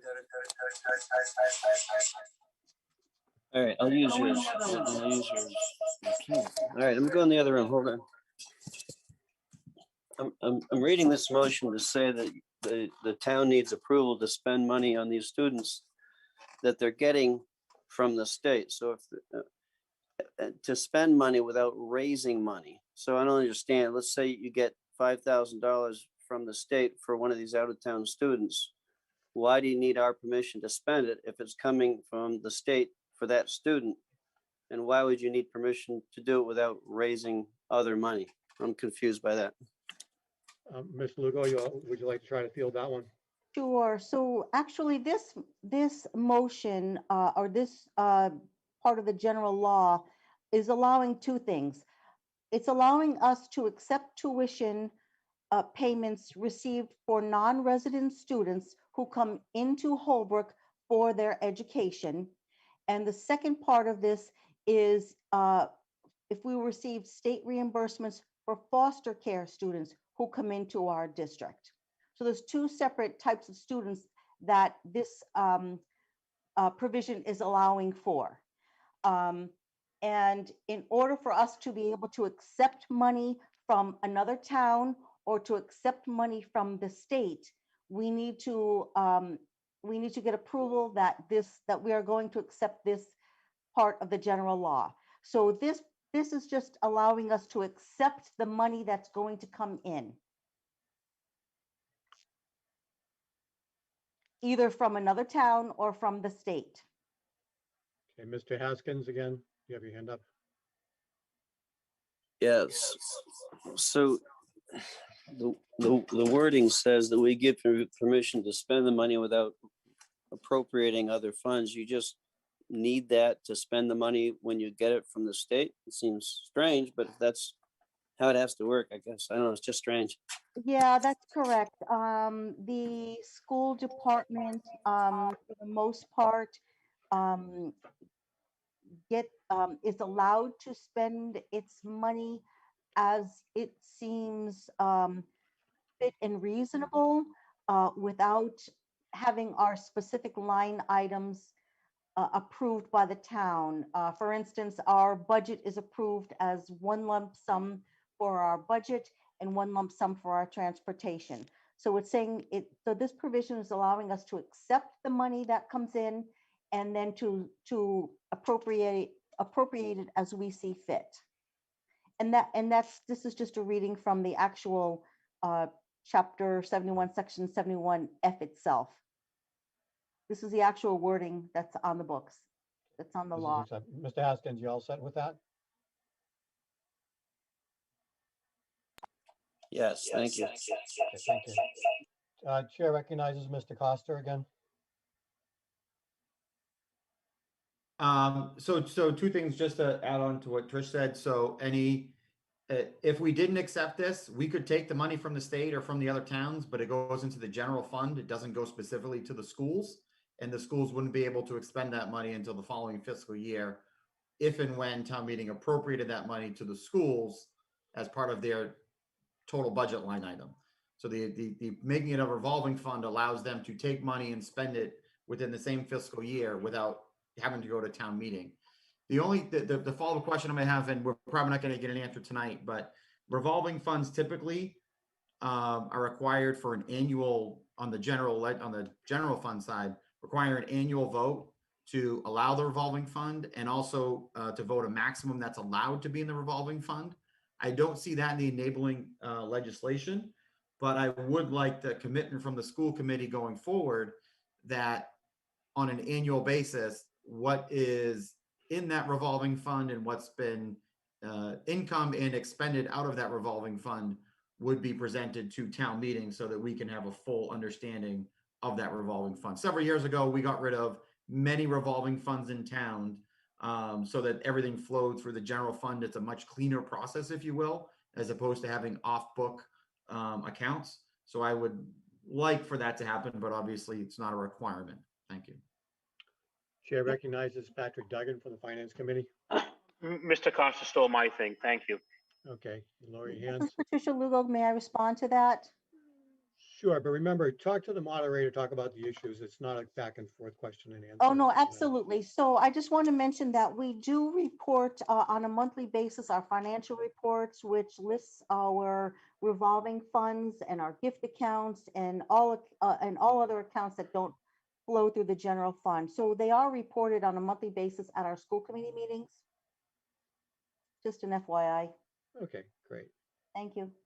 Seeing no further hands for discussion, this is a simple majority, yes or no. All those in favor of Article 5 in the special, which is the acceptance of Mass General Laws 7171F, is on the screen in red, signify by voting yes. All those opposed signify by voting no.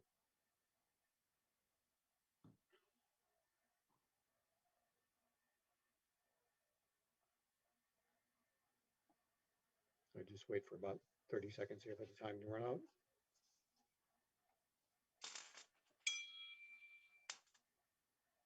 I think somebody was timing me there. Okay, I'm going to share the results here. The motion carries 82 in favor, 4 against. Back over to the Board of Selectmen for Article number 6 on the special town meeting warrant. Mr. Moderator, I move that the town of Holbrook transfer $300,000 from Department 371 School Transportation School Appropriation to Department 301 Holbrook Public Schools. Second. Motion has been made and seconded.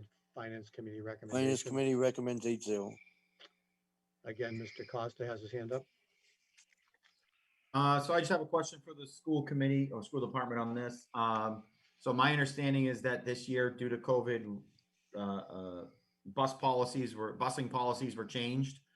And I'm wondering, since we're transferring money out, I imagine we were able to save money by doing that. But when will our busing policies go back to what they were before this year, just to the standard, I guess? Trish, would you like me to answer that? Yes, Julie, please. This is Superintendent Hamilton, Julie Hamilton. And we anticipate next year returning to our standard of picking up students at the mile mark as we had done Like I said, we did not want to change that mileage, that criteria for riding. We did so because initially the guidance from DESI prohibited a certain number of students from riding. We wanted to make sure that our buses were not overcrowded and that we were sticking to COVID protocols. It's been a struggle for families. We realize that. And so next year we anticipate being able to go back to our original 1 mile. Seeing no further hands raised to comment on this article, this is a simple majority vote. All those in favor signify by voting yes. All those opposed to article number 6 on the special town meeting signify by voting no.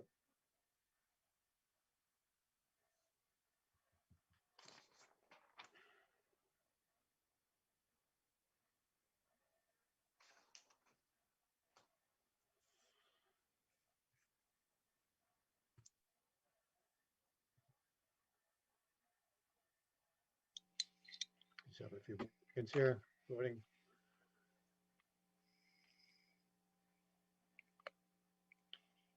And the votes are in. We have 83 in favor, 5 opposed. Motion carries by a simple majority. This concludes the business on the special town meeting. I'm going to just stop sharing this results here, and the chair will look for a motion to dissolve the special town meeting and to So reopen moved. the annual meeting. Motion has been made, motion seconded by, motion's made and seconded by Peter Mahoney, made by Patrick Duggins, seconded by Peter Mahoney. The motion is made to dissolve the special town meeting. Just for the record, Jim, that was Dan Lee. Mahoney Dan stepped Lee away made for a the moment. motion. Okay, great. So Dan Lee motion. seconded. Very good. Okay, all those in favor of dissolving the special and moving back to the annual signify by voting yes. All those opposed to dissolving the annual signify by voting no.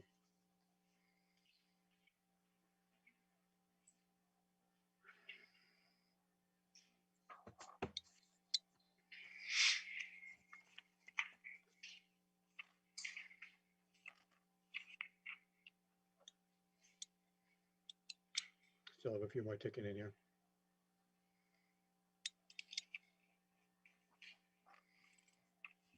Okay, I'm going to end the poll now. Motion to dissolve carries by a vote of 82 to 4. Special town meeting is dissolved. We'll move back to the annual town meeting and pick up business where we left off. And we should be here at article number 6, and this is roadway improvements for the Public Works Department. Mr. Moderator, I move the town raise and appropriate, borrow, transfer from available funds and otherwise provide a sum of money for the construction, reconstruction, maintenance, repair, and improvements of accepted town roads authorized by Mass Department of Transportation under Mass General Law, Chapter 90, with reimbursement from MassDOT under Mass General Law, Chapter 90, Section 34, or any such funding from Mass DOT. Second. Finance Committee recommendation.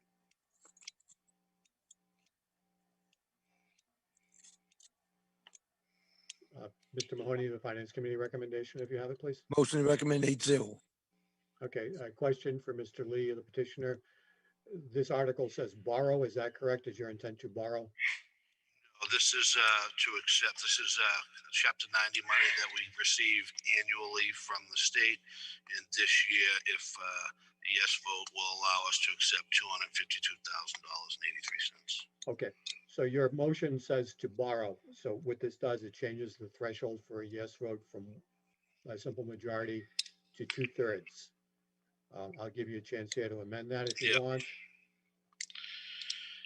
Mr. Moderator, I move that the town raise, appropriate, transfer from available funds, otherwise provide a sum of money for construction or reconstruction, maintenance, repair, and improvement of accepted town roads authorized by the Mass Department of Transportation under Mass General Law, Chapter 90, with reimbursement from Mass DOT under Mass General Law, Chapter 90, Section 34, or such funding source from Mass DOT. Second. Motion to amend has been made and seconded. We're striking the word borrow from this. Mr. Haskins. Yeah, I'm wondering why the dollar amount isn't in the motion. Dollar amount And wasn't. can it be added? I'm sorry, I apologize. The dollar amount, we didn't know at the particular time when it came through, but the dollar amount is $252,083. Thank you. Mr. Costa?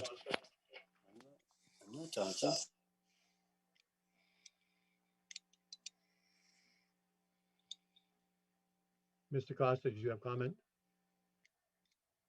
Yes, it took a little bit for them to give me the unmute box. So a couple of things. I think you do want borrow in this. And the reason that there is no amount is because in past years, the state increases beyond what the original amount is that they're approving. There might be supplemental appropriations, so on and so forth. And the reason you have borrow is because this is a replacement vehicle. You actually have to spend the money and then you submit the paperwork, and then the state gives you the money back. So you need to borrow because sometimes they give you a lot of money and you might have to do some short-term borrowing to actually complete the project, and then you submit the paperwork and get the reimbursement. There is a delay in the process. So you do want borrow in this. This is the standard cookie cutter language that we've had as this motion for many years. I would suggest that we have the borrow in there, and that's the reason there is no amount as well. Okay, so the way we're going to handle this here is we'll read the motion to remove the word borrow as an amendment by Selectman Lee. We'll vote on that motion first.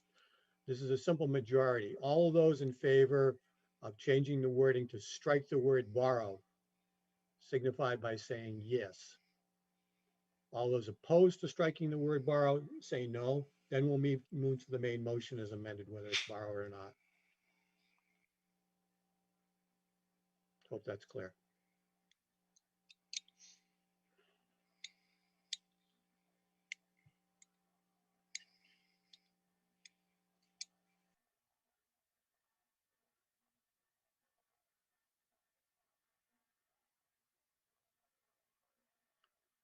Okay, we'll end the polling here. There are 35 yes and 50 no. The motion to remove the word borrow does not carry. We will now move to the main motion, which will be as read, including the word borrow. Because there's borrowing involved statutorily, this requires a 2/3 vote of the town meeting. I'll reopen the polling again. All those in favor of the motion not amended as was originally read with the word borrow included, vote yes. All those opposed, vote no.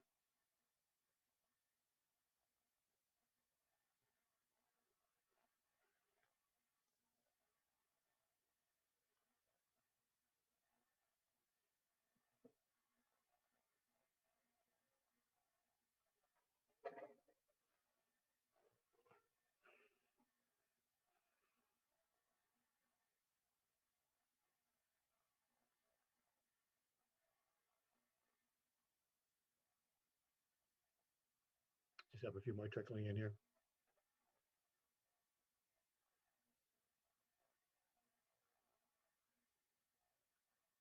Okay, I'm going to end the polling and share the results. There being 75 in favor, 9 opposed. And this represents an 89% to 11%, which exceeds the 2/3 majority required. Motion does carry. Mr. Lee, we're moving to Article number 7.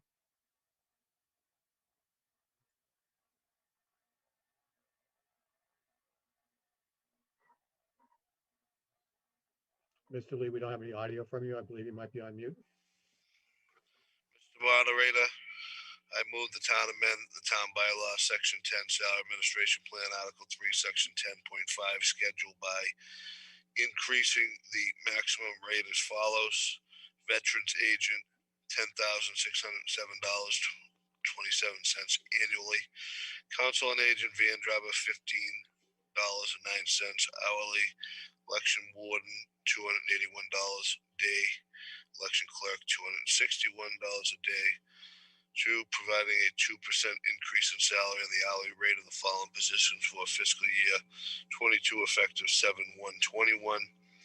veterans agent, part-time plumbing inspector, plumbing and gas inspector, wiring inspector, health agent, labor part-time, principal clerk part-time, COA coordinator, assistant COA coordinator, van driver, public safety dispatchers, special officers, assistant building inspectors, assistant plumbing and gas inspectors, assistant wiring inspectors, plow drivers, election wardens, and election clerks. Second. Motion's been made and seconded. FinCom recommends 8-0. Finance Committee recommends 8-0. Is any further discussion on the motion? Seeing no hands, can we bring the motion back up again on the screen, please? Again, HCAM, can we put the actual motion back on the screen again? Thank you. So this is the motion to amend the town bylaw for the salary administration plan. Motion's been made in second Finance Committee. We're going to launch the poll now. This requires a simple majority to approve. All those in favor signify by voting yes. All those opposed? No.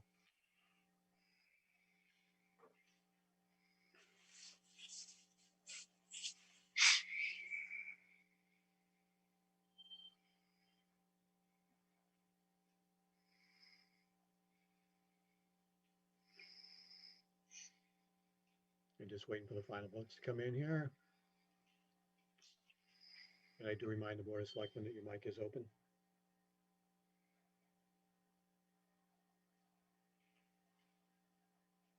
Okay, looks like it pretty much trickled down. We'll share the results. This is 78 in favor. Article 7, 13 opposed. Carries by a simple majority. Mr. Lee, we're moving to Article number 8, Fund Amendments to the Wage and Salary Plan. Mr. Moderator, I move the town raise and appropriate the sum of $3,455. Said sum to provide pay raise and pay adjustment, new position, any other benefits resulting from amendments to the salary administration plan, and to authorize the town accountant to allocate such payments in the transfer of any portion of said sum to any department budget where it may be required for payment of the aforesaid. Second. Motion is made in second. Can we get the Finance Committee recommendation? FinCom recommends 8-0. Chair recognizes Charles Greeley.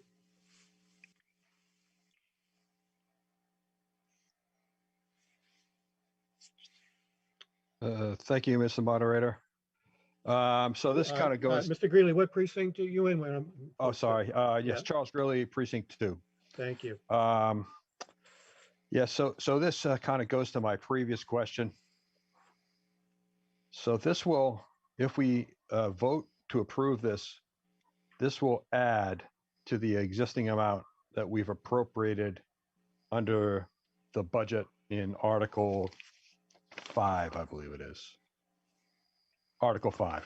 Is that correct or not correct? Mr. Duggan? No, we accounted for this within our budget with the reserve fund. We anticipated this being passed for such a low dollar amount that we put some money aside in our reserve fund to fund this. That's what I mean by saying that we could account for this one. Got it. So the money's in the reserve fund. Yes. We've already budgeted, and it will essentially be transferred from the reserve fund to fund these. If the money's needed to fund, if they can't fund it through the normal salary, then yes, we have the money available for them. Yes, you're correct. Good question. Thank you. No problem. Thank you, Mr. Greeley. Thank you. Mr. Duggan, thank you. Mr. Costa, Chair recognizes Kevin Costa. And I get what PJ's saying, but this article or this motion as read is to raise and appropriate and not to transfer. So this does increase the total tax levy by $3,455. Now, that being said, there was always a fall special town meeting where balancing things are done. And, you know, at that point, you can do other things to offset this increase in the tax levy, either by reducing the reserve fund or other things. But right now, this would technically increase the tax levy by $3,455. Thank you, Mr. Costa. Any Moderator? Who's raising? It's Mr. Duggan, I'm sorry, I didn't have a chance. I just want to, Mr. Costa is technically correct, but it's $3,458. So we'll have it in there. And in your mind, I think he's probably technically correct, but we didn't see the significance of spelling that out. Okay. So further discussion on this article, on this motion? Seeing none, this is a simple majority on annual town meeting, article number 8, to fund amendments to the wage and salary plan. All those in favor? And all those opposed?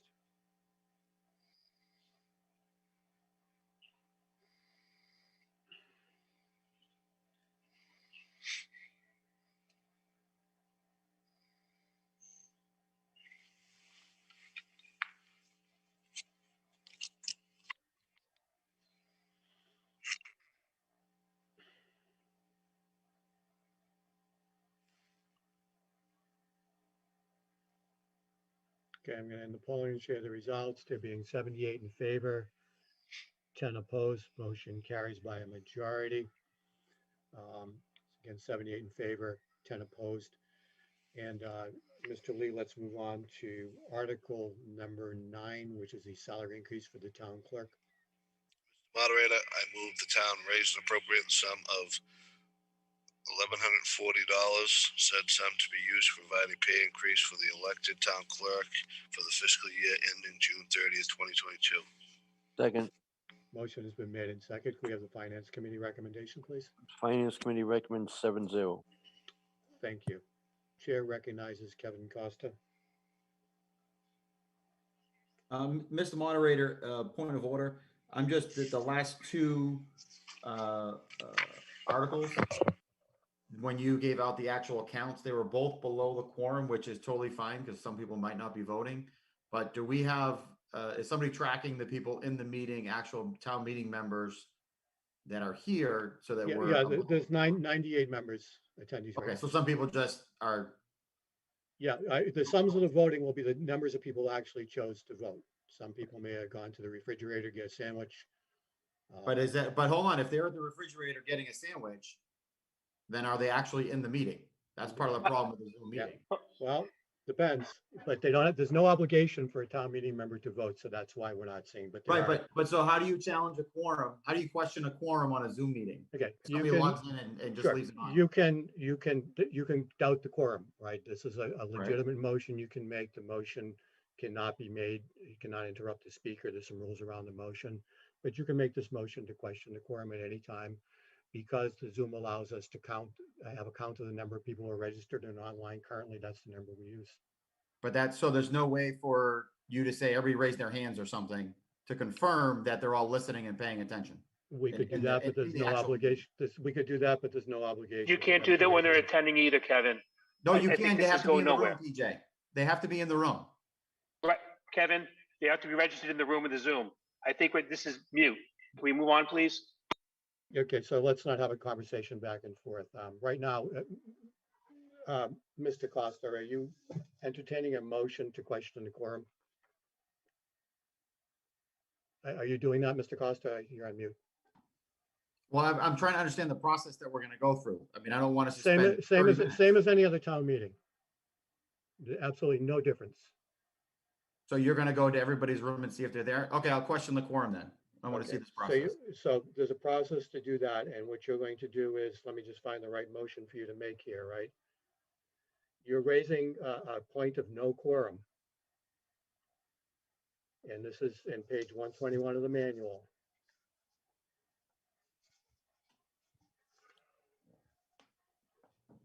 (121) of the manual says a point of no quorum does not require a second vote. It may not be debated, amended, or reconstructed. It may not interrupt the current speaker.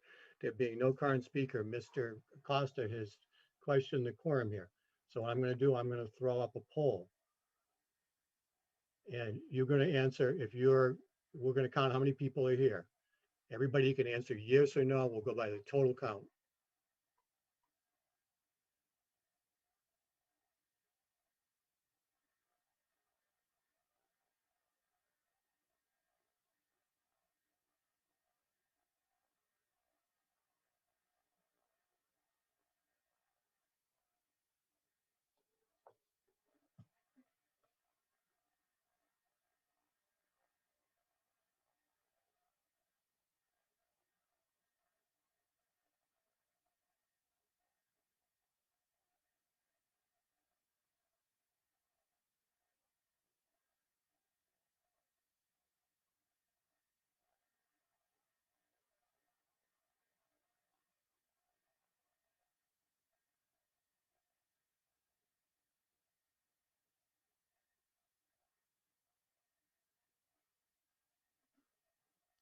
Okay, right now, we want to make sure if anybody's come back, because I have a count here. Okay, let me just send, I have a few more trickling in here. Okay, I'm going to display the results of the polling just to stop it right there. People have answered yes and no. We have 89 on the count. I am also a registered elected town meeting member, making 90. The quorum is satisfied. Mr. Duggan, you have the floor. You have your hand raised.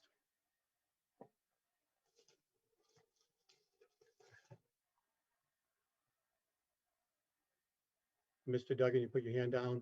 Mr. Haskins? Yes, I may have forgotten this, but did we already vote to raise the salary for the clerk We're in before debate. voting on this? We are in debate for that. That vote hasn't occurred yet. So we're voting to raise, We're in the, right now, we're back in discussion to raise the salary. that's what this motion is, to raise the salary? This is we're in the discussion portion of this motion. Do you want to discuss the motion or do you have questions? I have a question about the motion. It says that we're voting to raise the money. Is that the same as voting to raise her salary? Maybe somebody from the Finance Committee can answer that. I believe that's correct, or the Board of Selectmen. Yes, it's raising her. Yes, Okay, that's correct. It's raising her salary. okay, thank you. Thank you, Mr. Haskell. Chair recognizes Pam Veda. Hi, precinct Pam Beta, precinct 3. Your numbers were different from what I was looking at on the list.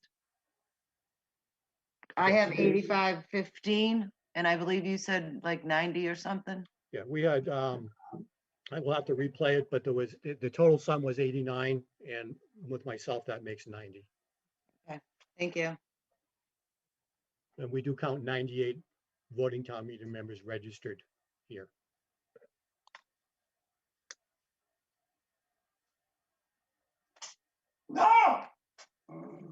Okay, maybe you want to mute too there. All right, any further discussion on the article on the salary increase for the town clerk? Seeing none. This is a simple majority motion. All those in favor say yes, all those opposed say no.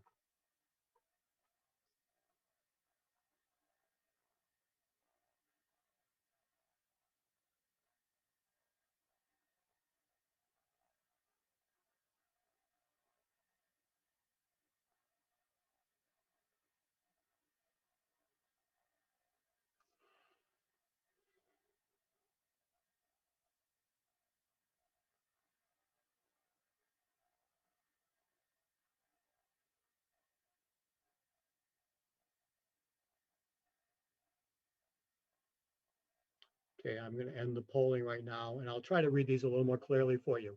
Their polling is closed. There were 89 people who voted. All those in favor of people in favor were 70 people. There were 19 no.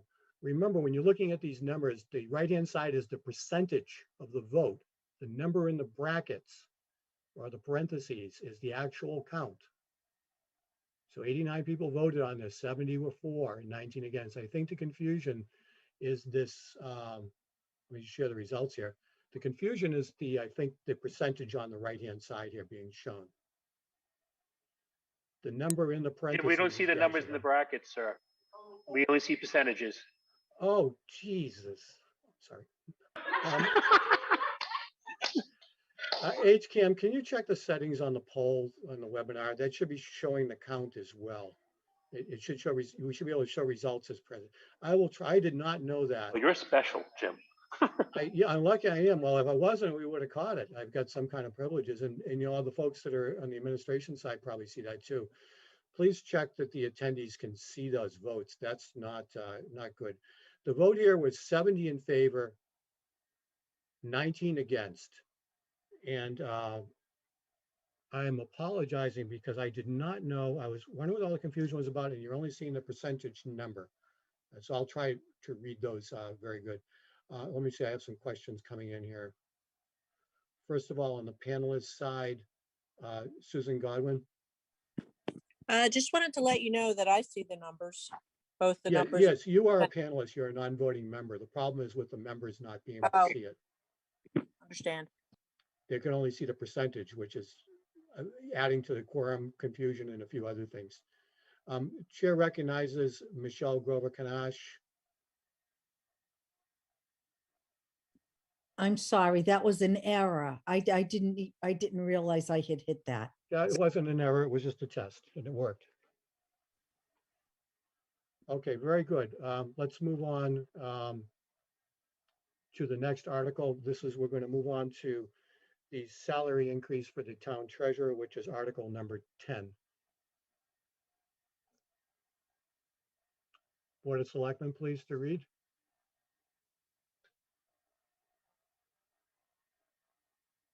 Still don't have audio from the Board of Selectmen. There we go. Moderator, I move the town raise and appropriate the sum of $3,837, said sum to be used to provide a pay raise for the elected town clerk, for elected town treasurer for fiscal year ending June 30th, 2022. Second, Motion's made and second. We have the Finance Committee recommendation. finance recommends 6 to 2. Thank you. Chair recognizes Tiffany Sheehan.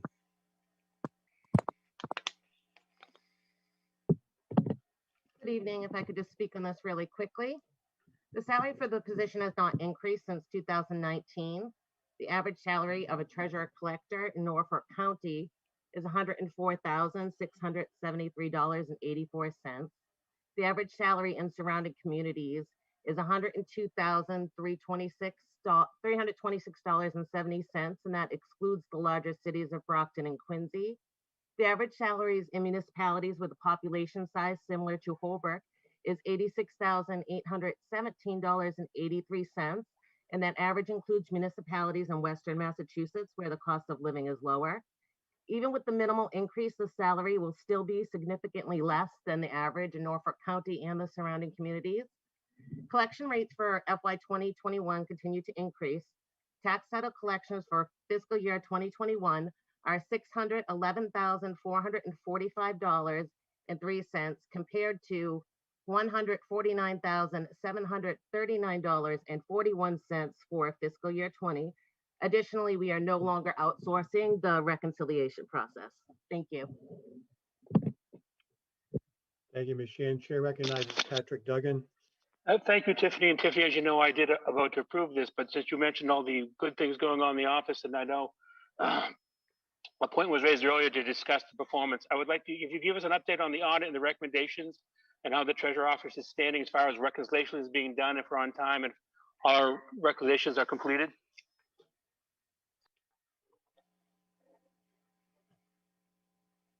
Ms. Sheehan. Yes, we are currently working on process flow improvements to address the auditor's concerns. We performed an internal review with the auditors, the Eric Kinshirf, who is the consultant that was brought on.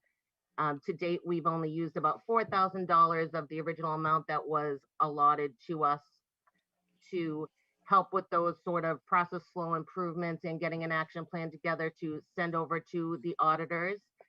Those included many things that had not been addressed for many, many years prior to me coming on board, such as cash draw policies. Additionally, we've been working on amending some policies regarding approval of permits, communications between departments, so the different departments will know if a permit or a license should be withheld due to non-payment of taxes. And we're making some current changes to departmental turnovers to improve the reporting accuracy of cash being turned over to the treasurer's office. Thank you, Ms. Sheehan. Patrick, I'm not sure if you had your hand raised for a reason. Patrick Duggan. Sorry, Mr. Ryder, I thought you used it. Okay. Chair recognizes Jacqueline Walker. Hi, this is Jacqueline Walker, Renee Walker, Precinct 4.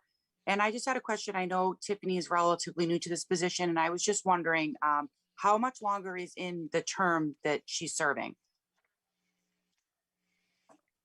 Ms. Sheehan, perhaps you can take the floor and answer that. Yes, the term is for 3 years. So this, starting July 1st is when my term began. So we'll be 1 year into it by the time this fiscal year 2022 starts. Thank you. Any further discussion on Article number 10, the salary increase for the town treasurer? Seeing none, this is a simple majority vote. All those in favor, vote yes. All those opposed, vote no.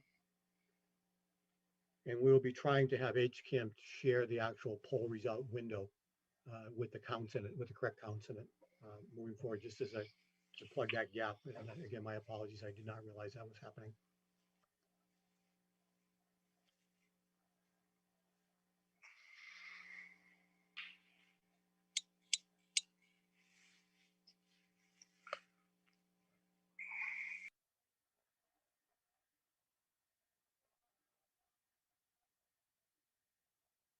Got a few more votes trickling in here. Okay, well, I'm going to end the polling. I'm going to ask HCAM to share the results here. We have 60 in favor, 32 opposed. Motion carries by a simple majority. HCAM, are you sharing the results or should I share them? How do you want to handle that? We're sharing it, Jim. Can voting members see, Patrick or Peter, can you see the polling results, including the vote numbers? I reduced mine. I cannot see it, no. No.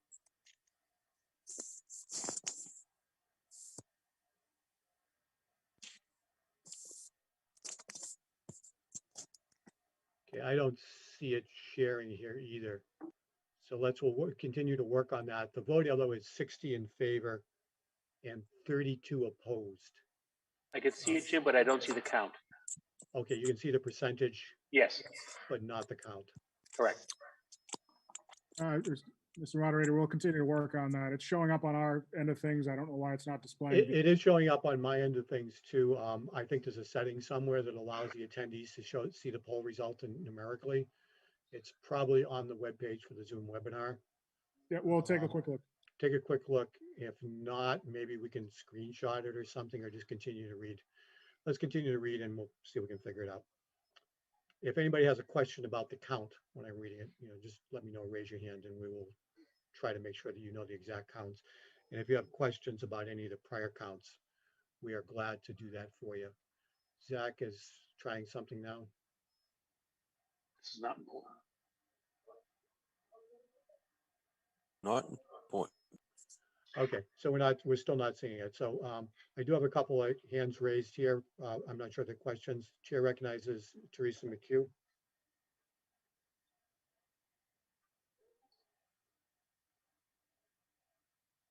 Chair recognizes Teresa McHugh.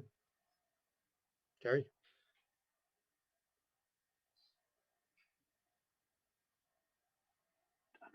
Terry, hi Terry, we can't hear you if you're talking. Let's put all the hands down and do it again. My mistake. No, I got you now. Okay, my mistake. Oh, just a false hand raise? No, I'm sorry, did you have something, Terry, for the meeting or? I did not. Oh, okay. You must have raised your hand by mistake then. That's okay. Yes, I did. That's I fine. did. Okay, I'll lower it down for you. Thanks. Okay, just want to make sure everybody gets in. All right, we're going to move to Article number 11.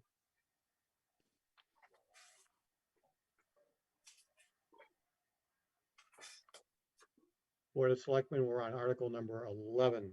This is the collective bargaining agreement for the International Association of Firefighters. And could we have the slide move over at the HCAM side for that as well?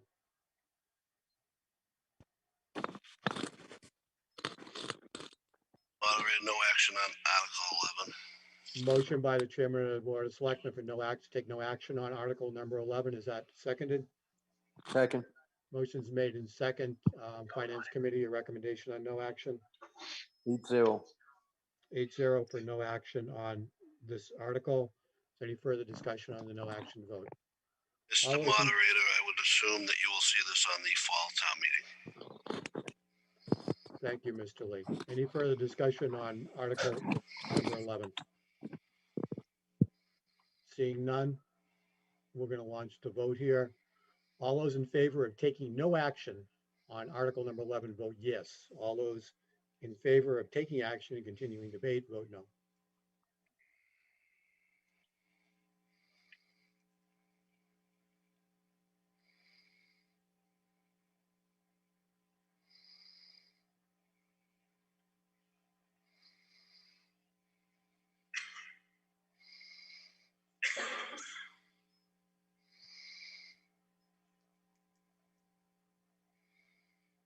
Okay, we'll just end the polling quickly because it's pretty obvious here. I'll share the results. As you can see, it's 99% to 1%. There's 87 voting in favor, 1 voting no.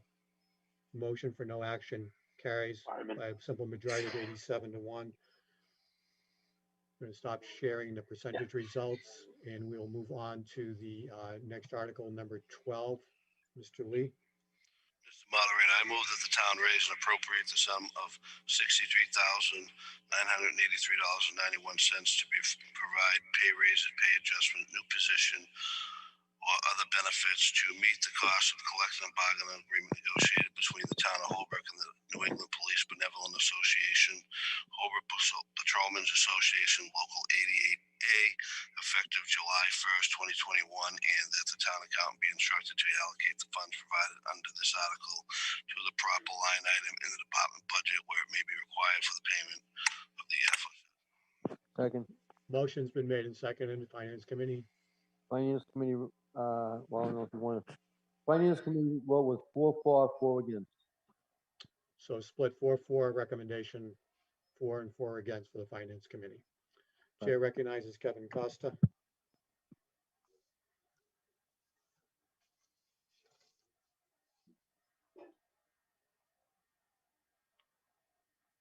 Mr. Costa, do you wish to speak? Yes, yes, I do. You have the floor.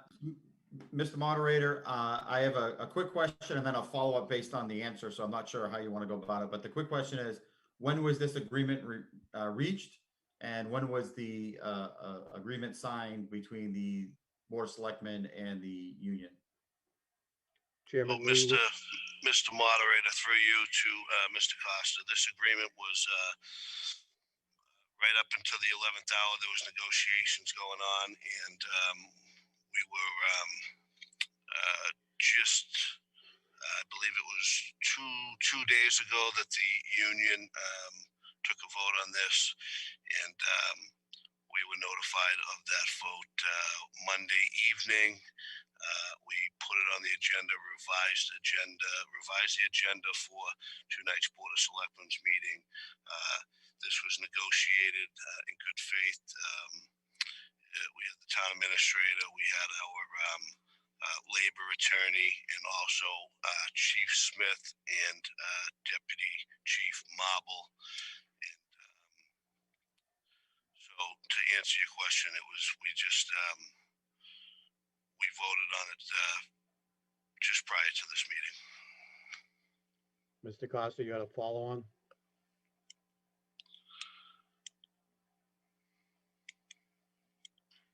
Chair recognizes Kevin Costa. There we go. Now I'm unmuted. They mute you pretty fast, Jim, in that the HCAM office there. So it takes us sometimes a minute to get back unmuted again. So my follow-up question or dialogue on this is that many years ago, we had many contracts come to us that were a situation like this, that were being amounts to be determined. And then at the 11th hour, as the Chairman Lee stated, there's an agreement and brought to town meeting. And at that point in time, several years ago, the Finance Committee recommended, and the selectmen at the time agreed, that process is not a good process.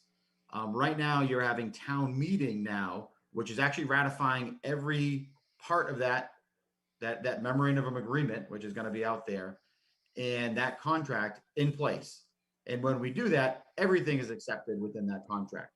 But we, as town meeting, have not even seen the document, have not seen the details of it, cannot see it in its collective with the entirety of the contract. So it's not a good practice to bring and ratify a contract the night of town meeting. I would recommend that no action be taken on this article tonight. And again, this is not an up or down vote on what's in that agreement, but it's the process is not good because it's town meeting. I'm not an informed town meeting member right now. I don't know all of the details that are in the contract and in the memorandum of agreement and how they impact each other because the document isn't ready for us. So to be an informed town meeting member, we need to have access to that information. And I know that we can say, oh, it has this percentage increase and this is what we're doing here and that, but that's not really an informed decision that we would be making. We need to see it in black and white, understand what it is, do analysis on it, have relevant questions based on it. Right now, we can't have well-formulated questions because it was done at the 11th hour. And I understand the work that's gone into it, but I also understand that putting this off to the fall, like we just did the other one, it would be retroactive to July 1st. So we wouldn't be holding people up or taking money away from them if that's what's decided. But I think that the process should be handled differently. And I would, I don't know how I want to put this, but I would look to see if the motion would be rescinded and no action in its place. I'll put it that way. Mr. Moderator, I appreciate the comments made by Mr. Costa, but I also believe that that's why the townspeople elect 5 members to the Board of Selectmen, and we have, town council, we have a town administrator, an assistant to a town administrator, we have the police chief, the deputy police, so all these people that have the best interest for the town. So I feel as though this should move forward and be a vote taken tonight on this. I do agree with Mr. Costa that it shouldn't happen this way, but with everything going on, it was not our intention. It's just this is how living in the world that we're living in today. This is by the time everything gets done, we didn't know that it was going to be ratified today, but I should say 2 days ago. But here we are, and I would just ask that this vote be taken. Mr. Moderator, can I speak for the HINCOM, please? I have my hand up. Chair, I see it. We'll get to you. You are next. Chair recognizes Patrick Duggan. No need to. Yeah, I interrupt. appreciate what Mr. Lee had, Chairman of the Select Board had just mentioned. But as he mentioned, all the fine work that the police chief and the Board of Selectmen do, the Finance Committee has a responsibility as well to review this information and pass a vote on it and recommend it. So that's the key part of this that is missing. The Finance Committee, the 4, I will speak as one who voted against recommending this at this time to do it in the fall. For the very same reasons, I'm going to split everything Kevin had just said, so I won't repeat it. I'm taking no action because I appreciate all the work that's done, but that's why we have a Finance Committee to look at it and to ask those questions so that when you come to town meeting, the town meeting member can be informed and understand that the legislative body made their decisions, made a good deal, made a contract, but the financial impact is reviewed by the Finance Committee and as we act as a warrant committee. So that's our job in getting this information late. No one's fault, but we got it too late to make a proper decision. And that's why I also agree with Kevin said. Thank you, Mr. Duggan. Mr. Costa, you have the floor. Yeah, and I just want to say that as Chairman Lee, or I'm sorry, as the prior speaker noted, that that everybody has a job to do and they've done their part of the job.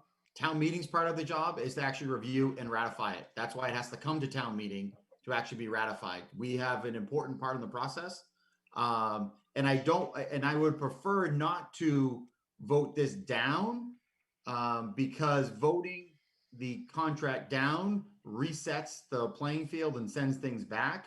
That's why I'm recommending that it be rescinded and no action be taken, because then as it's written just comes back in the fall. So it's just an understanding of how the process is going to work and if this is voted down, then that does reset certain things within the negotiation process. And I don't want us resetting. I just want us delaying so that we can be an informed public. Thank you. I'm done. Thank you, Mr. Costa. Seeing no further hands, I would ask Chairman Lee. Mr. Moderator, may I be heard? This Town Council. Town Council Dave DeLuca. You have the floor, Mr. DeLuca. Yeah, thank you. I'd just like to make clear the division of authority with respect to the negotiation of contracts and the ratification of contracts. The negotiation of contracts is strictly an executive function. And as explained by Chairman Lee, there's a Board of Selectmen, there's a committee. There are several components of that committee to negotiate those contracts. Once negotiated and agreed to, the executive group is committed to advocating for that contract. The function of the town meeting is not to review and to determine the details of that contract, but simply to vote it up or down. That's the legislative function.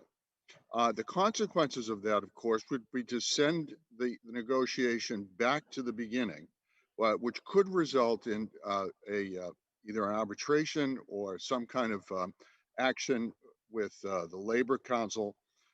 And I would suggest that there are consequences in doing so. I just want to remind the meeting that there is an executive function which has been performed, and there is a legislative function which is simply to vote it up or down.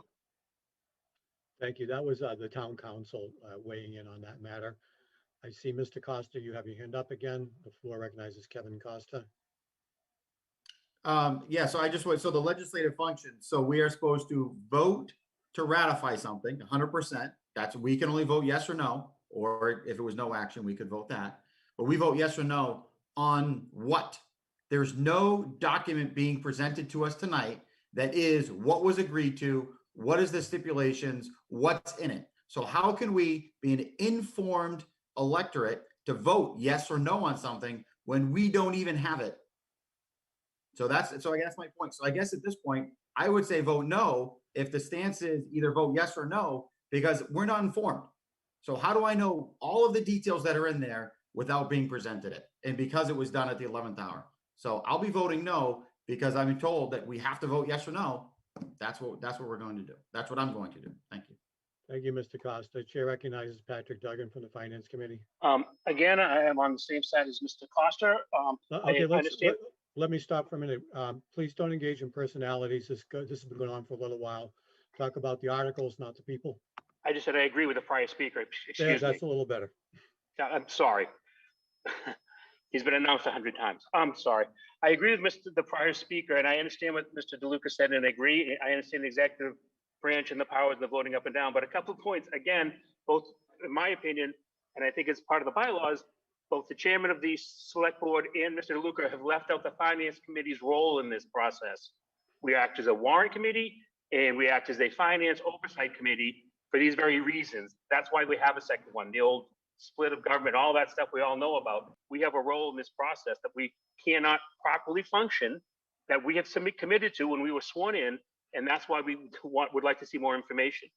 As Kevin said, excuse me, as was previously said, we don't want to vote this down. We just want to see it. We're not saying there's anything wrong. I'm not going to pick apart the contract, but I don't know I can't vote on something unless I know what it is, and hitting it in late, again, not on purpose, but still, it's not fair to the town meeting. It's not fair to the finance committee who can't do their due diligence. It's just how the process is working.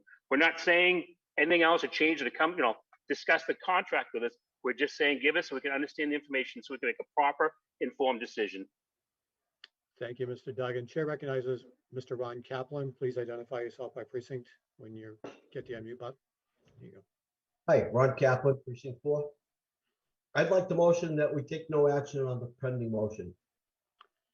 A motion for no action is a main motion, not a subsidiary motion, and is only in order as the initial motion on the article. Oh, I'm sorry. The move forward here would be to vote yes or no. And Okay, no thank would you. be no action, really. Okay, let's try to move it along. Great, thank you. Thank you. Seeing no further hands, this will be a majority vote required on Article 12. Could I ask Chairman Lee to read the funding amount here? It says to be determined. Was there an amount on that? $63,983.91. $63,983.61, is that correct? Correct. Very good. Well, I'll shut the poll, and this is a simple majority. All those in favor of the motion before the body, please vote yes. All those opposed, vote no. Simple majority carries on Article number 12.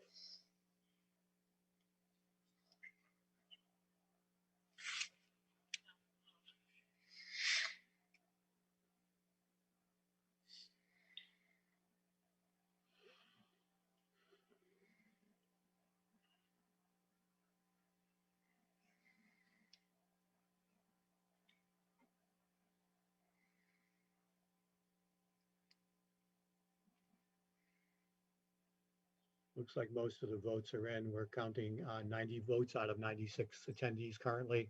There are 39 in favor, 51 opposed to Article 12. The motion on Article 12 does not carry.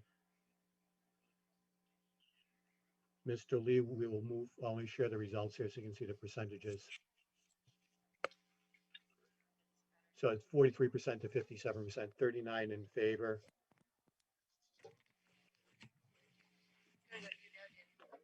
And the motion again does not carry. Chair recognizes Mr. McFadden, who has his hand up. Mr. John McFadden.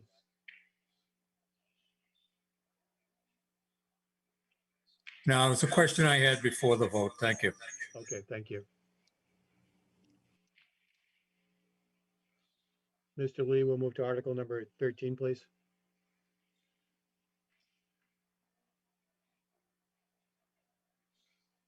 Mr. Lee, we have no audio from you for Article number 13. Mr. Moderator, we just need 1 minute. Thank you. We'll wait a minute for Mr. Lee. I raised my hand, Dan.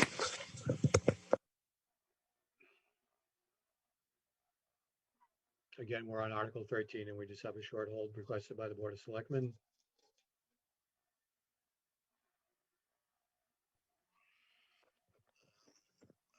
I move the town raise and appropriate the sum of $44,195.47 to be used. Pay raise, adjustments, new positions or benefits to meet the cost of the collective bargaining agreement negotiated between the town of Holbrook and the New England Police Benevolent Association, Holbrook Superior Officers Local 88B, effective July 1, 2021. And that the town accountant be instructed to allocate the funds provided under this article to the proper line items in all department budgets where it may be required for the payment of the aforesaid. Second. Motion has been made and seconded. Finance Committee recommendation on Article number Uh, 13. Finance Committee voted 4 for, 4 against. Very good. Any further discussion on Article number 13? Mr. Karen Coster, Chair recognizes you. Just the same question that I had on the last one. Was this is this an 11th hour situation? I assume so, since it's to amount to be determined. And if so, I would be voting against again. Same answer, Kevin. Same answer. Very good. Chair recognizes Sarah Rogensack.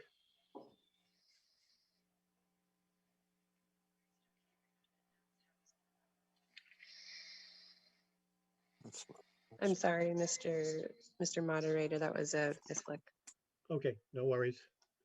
Just testing to see if I was awake. Okay, any further discussion on Article number 13? This is a simple majority vote. All those in favor of Article 13 with the sum of to be determined, and I believe the amount is $44,195.44. Is that correct, Mr. Lee? 47 cents. 47 cents. Okay. All those in favor signify by voting yes. All those opposed signify by voting no.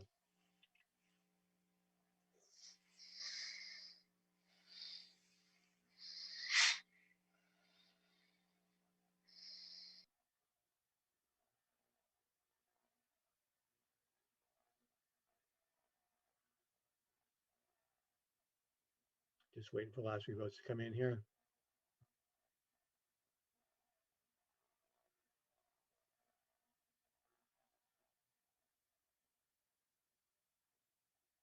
Still got 1 or 2 trickling in.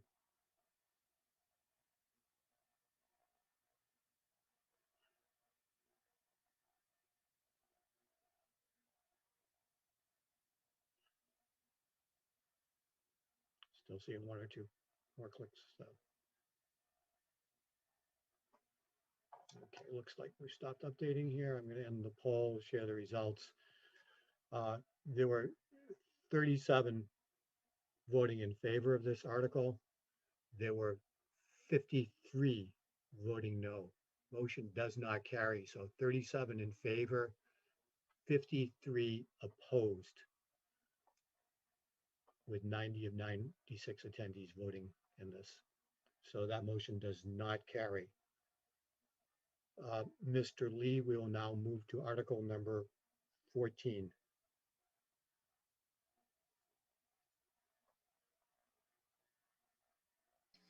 Mr. Moderator, I move we take no action on Article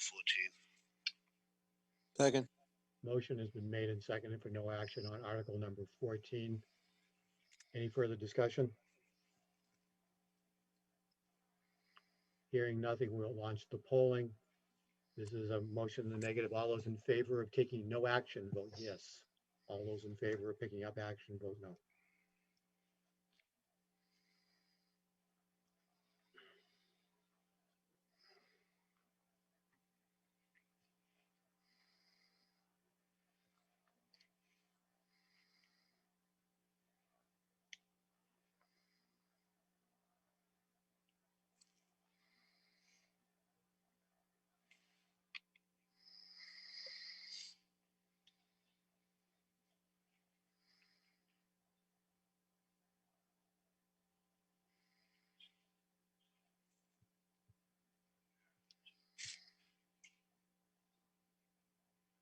See a few more trickling in here.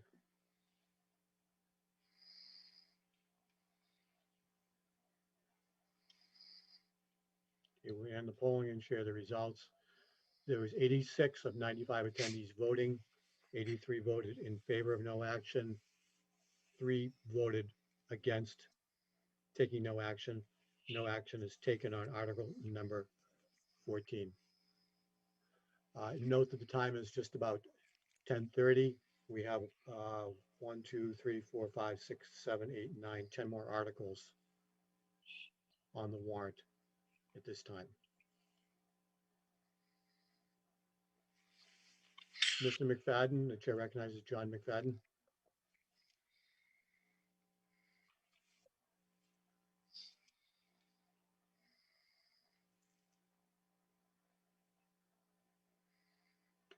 Chair recognizes John McFadden.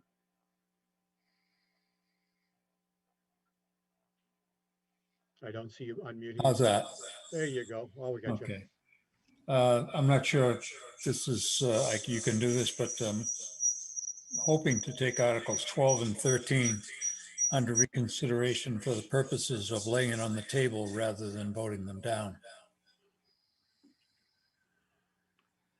Let's work on that motion. I'll have to do some reading to see what the proper thing, but you want to take those and lay them on the table rather than voting them down. That's correct. Okay, I'll have to read the motion to reconsider our ruling. I can give you my rationale if you like. Sure, you can. I just have to read the proper procedure on that. It's Okay. not something we don't usually do in Holbrook. My thinking is that the total of these two articles is about $100 and some thousand, just over $100,000. And there are obviously changes to the collective bargaining agreement for the 2 units that they came under. And my thinking is rather than insulting the 2 units for the $100,000 in changes, because the timing wasn't right. The bargaining units voted for these agreements. It's a relatively small cost. We just spent $140,000 on the roads and streets. And this would give us the time to have the FinCom and anybody else in there to look at it. Okay. And then vote. Mr. McFadden, you have some terrible feedback, so I really can't hear you too well. Okay. There is a move, there's a motion to reconsider that's available to you. You can make that motion as a main motion. Then I make that motion to reconsider the articles. Yeah, first of all, get that feedback under control. There's some kind of squealing going on, and I've got headphones on. I just cannot hear you. God damn. So go into a separate room or turn off one All device right, on thank one you. device. We are in separate rooms.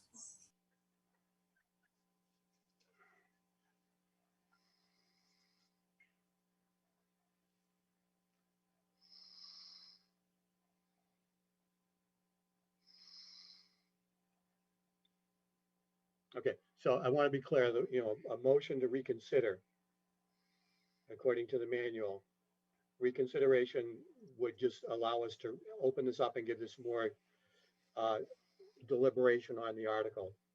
It's temporary postponement and a new vote on the original question. So that's what a motion to reconsider would do if the motion carries. The motion does require a majority to carry. It's not debatable.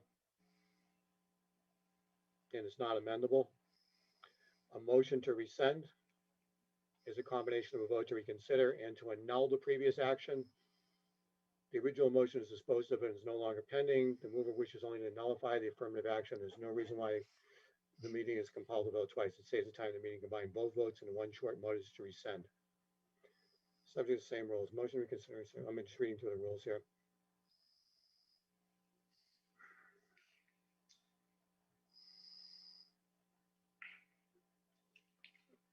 I'm in doubt about the best way to proceed technically on that motion.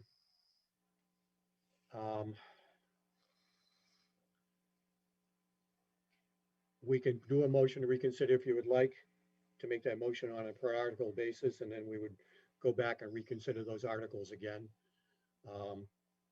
And I'll read through the manual and see if I can get a definitive thing on what that all means. So you have the privilege of making a motion to reconsider each of those articles if you'd like to make that motion, Mr. McFadden.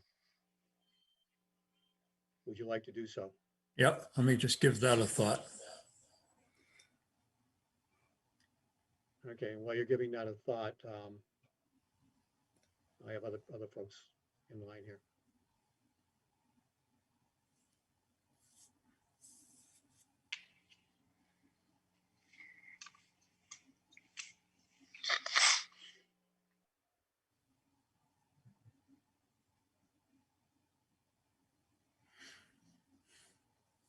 I can remind you also, until the meeting is actually dissolved, that those articles are not finalized. Yeah. And so, this could be, you could also do this a little later on. Well, my sense is that if we vote to reconsider these articles and then they do not fail, then all the people who worked hard at the bargaining between the Board of Selectmen and the members of the units will at least go into the next fiscal year knowing that their work hadn't been in vain. Okay, so let's not argue the All right. reconsideration. Motion to reconsider is not debatable. It's Okay. not amendable. Point of order, Mr. Chairman, What is Mr. your Moderator. What's your point of order? If this reconsideration goes through, is it possible for those two articles to go to no action? Or do they have to be voted up or down again? I'd have to read on the reconsideration Okay, thank you. ruling and here again, something that we don't normally do in Holbrook, and I'm not read up on it very well. So I believe that on the reconsideration, let me go to the manual. Reconsideration differs from, reconsideration is not final. It's a vote to give further reflection or attention to the action to be reconsidered. It requires a new vote on the original question after more deliberation. What the result of the new vote, whether affirmative, negative, or different as compared to the earlier vote, depends upon the judgment of the members. So we would reconsider this article under a reconsideration motion and have a new vote on it. That's what a reconsideration would do. Rescission would be a combination of a vote to reconsider and a vote to annul the previous action. In other words, we wouldn't take that action. The original motion is disposed of, it's no longer pending. The mover wishes only to nullify the affirmative action or negative action. In this case, there's no reason why the meeting is going. Yeah, this would just take this out in the article, it just hangs, which is somewhat of a difficult thing.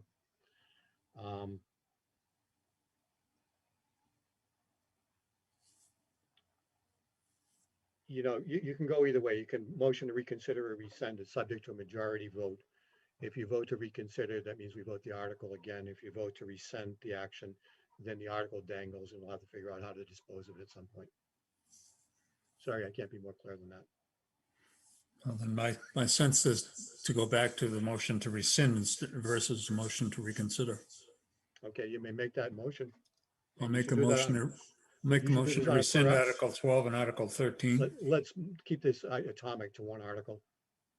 So we can One separate article vote. at a time? Yeah, so people can decide whether to. Okay, motion to Vote on it. rescind Article 12. Okay, let me record the motion to rescind Article 12, which is voted in the negative. Is there a second to the motion to rescind? Second. Motion has been made and seconded to the motion to rescind. Folks that are not going to weigh, there's no, the motion is not debatable. Let me just check the manual. No, it is not debatable. Let's go back to the book here.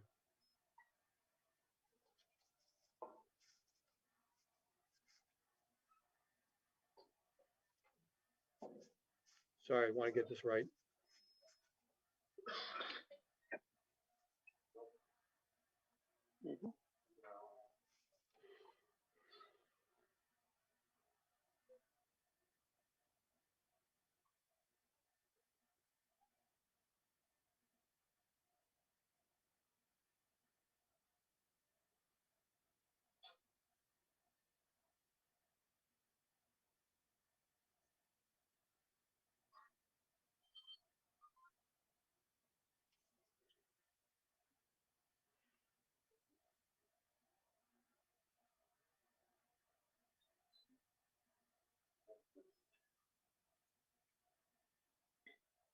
Postpone till tomorrow night.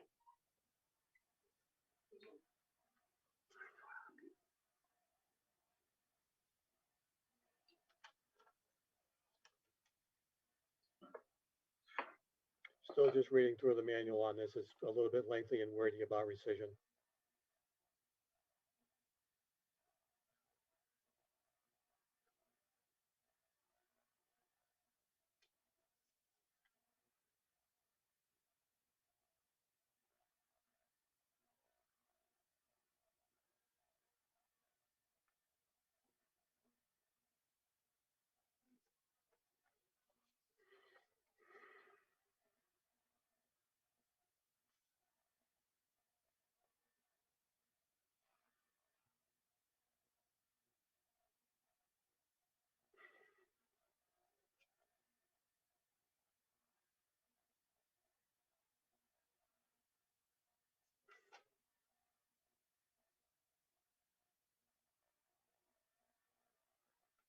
Okay, so what I'm concerned about, there is some exceptions to the power of reconsideration.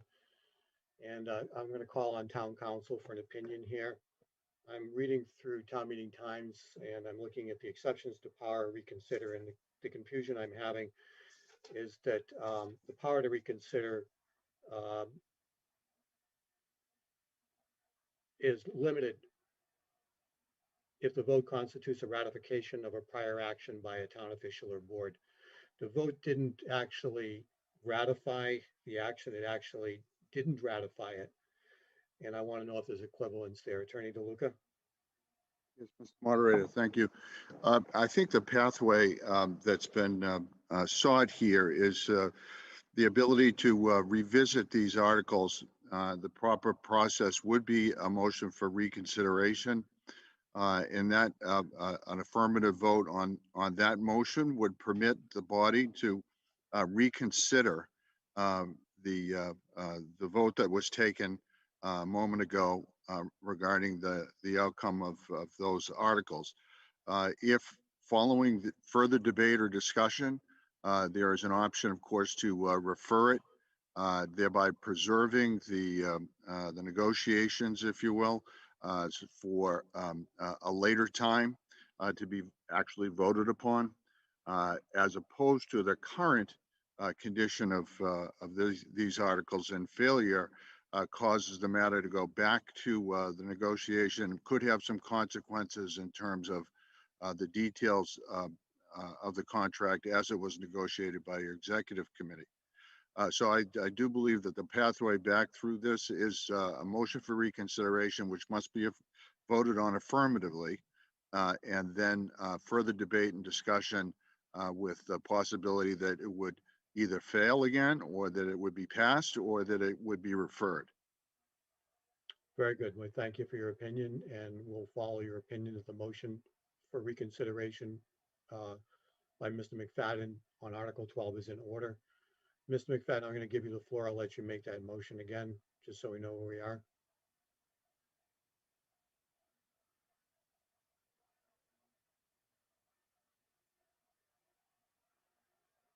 Mr. McFadden, could you just state your motion again regarding the rescission or reconsideration of Article 12? Right. We're just taking Article 12, right? Yeah, just going to do them one at a time. I don't Okay, think it's yep, correct that's to what I do thought. both in one, yeah. Okay, So so I you're- make a motion to reconsider Article 12. Is there a second? Second. Yeah. Motion has been made and seconded to reconsider Article 12. I don't know that the Finance Committee originally made any recommendations on the motion to reconsideration, so we'll skip over that. There are folks with their hands up here. I don't know if you're here to talk about the motion to reconsider or not. If you are not, please lower your hands. Chair recognizes Mike Sigda.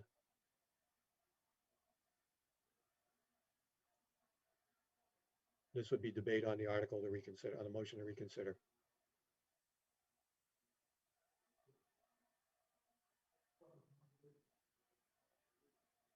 Yeah.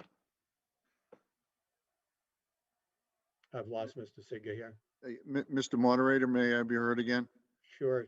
Yeah, the motion for Town Council. yeah, the motion for reconsideration is not debatable. The motion for reconsideration is debatable to the extent as the motion being reconsidered. I thought it was not. It's got a funny check mark in the guide here under debatable, but underneath that, this footnote says it's the same rank and is debatable to the same extent as the motion being reconsidered. I take that to mean that it's as debatable as the motion. Okay, The original motion is. Do you concur? thank you. I stand corrected. Mr. Moderator, if I may, you have a point of order and a hand raised.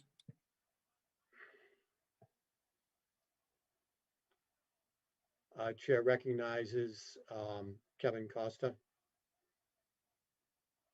Mr. Moderator, to make a motion to reconsider an article or a prior motion, do you not need to have been on the affirmative side of the article? Generally, that's the case, and that's what the manual prescribes. However, it's not, I believe it's under who may reconsider. Right. Some manuals and bylaws provide that reconsideration may only be moved by the one who voted on the side that prevailed on the first vote. Correct. The rule is difficult to apply. Well, it's sort of the honor system, but I would say that if, and again, we're into weeds here, but if we're going to stay in the weeds, I'm not sure. I think it's worth the question to Mr. McFadden, who's a very honest man. If he was not in the affirmative or on the winning side of the original article, then the motion wouldn't be valid. In which case, somebody that was should probably make the motion.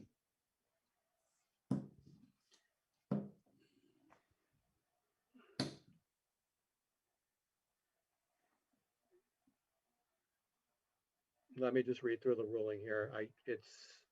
Mr. Roderick, I am more than willing to make the same motion. I was on the winning side. I am too. I just, we're Okay. into details So, here. yeah, we're into details and the point is moot. Okay. Okay. Okay. Mike Sigda is back again. Yes, thank you very much. I'm trying to move this to the next article, Article 16. We've already voted and discussed 12 and 13. So I think it's time to move forward to Article 16. If I can make a motion to move us forward, and we can get back to this later if there's time. Okay, so that motion to move forward would be out of order because there is a motion on the floor right now to reconsider. And that takes precedence over a motion to move forward. So the way to move forward here would be to not to vote against reconsideration. Thank you. Chair recognizes Mr. Ron Kaplan. Mr. Moderator, I Mr. believe that the Kaplan. process would be that we vote the motion for reconsideration first, and then separately vote the the subsequent issue of what to do with the amendment that the article that we are allowing to have reconsideration for. Yeah, so we're gonna do the reconsideration vote, and that will bring the article back, Article 12 back up for a vote again. And that's what's gonna happen. Okay, Chair recognizes Jacqueline Walker.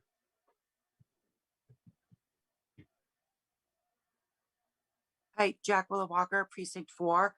If we do move back to discuss this article again and we vote to do that, can we put it as no action? Is that an option once we get back to that place? Yes, I believe you can make a new primary motion on Article 12 is no action. That would be the first motion. That would be the first motion to be made. But isn't that what Mr. Kaplan tried to do the last time we were discussing it and he wasn't allowed to do that? Mr. Kaplan made, the main motion was already made to raise and appropriate the sum. So the motion itself to, for no action was a secondary, was not the main motion, and that needs to be the main motion to be made. So in other words, you can't make a motion and then move no action on it. You either move no action or you make the motion. Okay. Is that clear? I'm confused, but I'll just follow along and Yeah, it may make sense as it progresses. Me too. Are you considering, before you take off, are you considering making a move for no action? Because we'll make sure you get some priority there. Well, I would like to, if we go back to the place to discuss it, I think a lot of us were in agreement that that no action was the prudent decision to make. Okay. But so I was under the impression that the Board of Selectmen actually had to make that. No, I mean, if we go back to reconsider the article and somebody makes a motion for no action, I'm fine with that. Okay. Chair recognizes Patrick Duggan. Mr. Moderator, I have a couple points. I think this, I'm fine. I'll go with you if the board wants to make a no action, it's fine. But I think the key part that was brought up for Ms. Walker's benefit is that we can also make the motion, I'm not sure how it works, to refer it back to the board. So if we can't do no action, we refer the article back to the board, and that does not change anything that was negotiated. And therefore, they just bring it back to us in the fall. Yes. I'm assuming no action is not possible, so that would, in my opinion, is the best thing. I would also like to move the question. Okay, motion is on the floor to move the question. Motion to move the question is not debatable. Is there a second to that? Second. Motion is moved and seconded to move the question. This requires a 2/3 vote. All those in favor of terminating debate and moving to the question at hand signify by voting yes. All those opposed signify by voting no. This does require a 2/3 majority to move the question.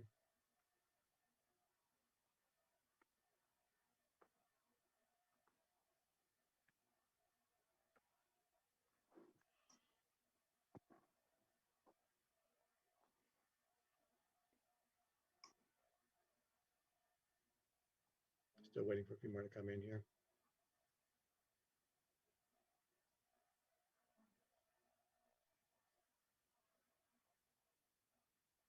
One or two more trickling in, but I'm just going to close it because I think we've got a decision here. We see 74 voters in favor, 10 against moving the question. It's 88% to 12%. The motion carries by 2/3.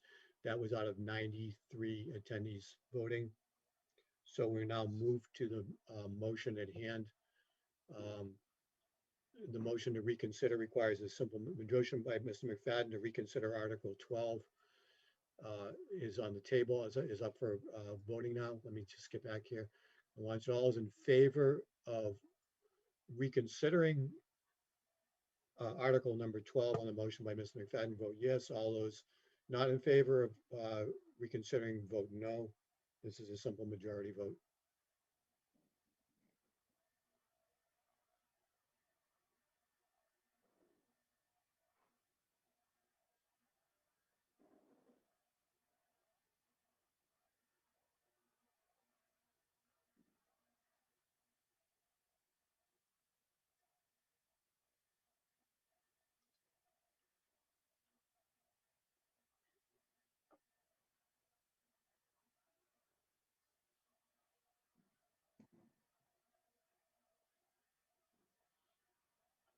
Okay, looks like just about everything's in. I'm going to share the results. There were 86 voters out of the 92 registered, 92 attendees, 56 in favor, 30 opposed. The motion to reconsider carries. We move back to Article number 12. Oh, what was that?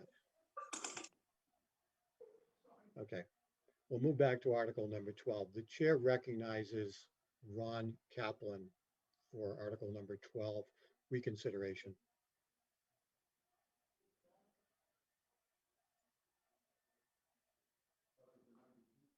Hello? Yes, There we go. Ron, we got you. Okay, thank you. Are there any motions on the floor at this time, Mr. Moderator? We're reconsidering Article 12. I thought we just voted to not reconsider it, but we haven't voted on. I was gonna suggest we vote on the subsequent ones to revise those, and then perhaps to make it more efficient, we could vote that we choose to shelve articles, 12 through such and such, and that way it'll save some time. Okay, so we're gonna have to get back to Article 12 sooner or later anyway, because there's a motion. Okay, on the might as floor well to finish reconsider. this one then, since we're here. Yeah, I mean, certainly that's the way to go. Thank you. Chair recognizes Peter Mahoney as next in line. Mr. Moderator, I'd like to make a motion, refer the article back to the Board of Selectmen. Motion has been made to refer Article 12 back Second. to the Board of Selectmen, has been seconded. Finance Committee, We don't have a quorum at this time, sir. okay, very good. So there's no recommendation from the Finance Committee. Is there any further discussion on the motion to refer Article 12 back to, was it the Board of Selectmen? Peter, your motion to return the article back to the board, refer the article back to the Board of Selectmen? Yes, sir. Okay, very good. Chair recognizes Joseph, I'm going to pronounce this, Sevior. Close enough. Yeah, Joseph Sevier, Precinct 1. My only question is, if we refer this to them, do they unilaterally decide, or does this just kick it back to the next meeting? That's a great question. I'm trying to think of who's best to answer that. I believe Mr. Lee, if we refer this back to your board, what's the next step? It would come back. I'm assuming that it would come back on the fall town meeting. Okay, I think that answers his question. Chair recognizes Roberta Mankus.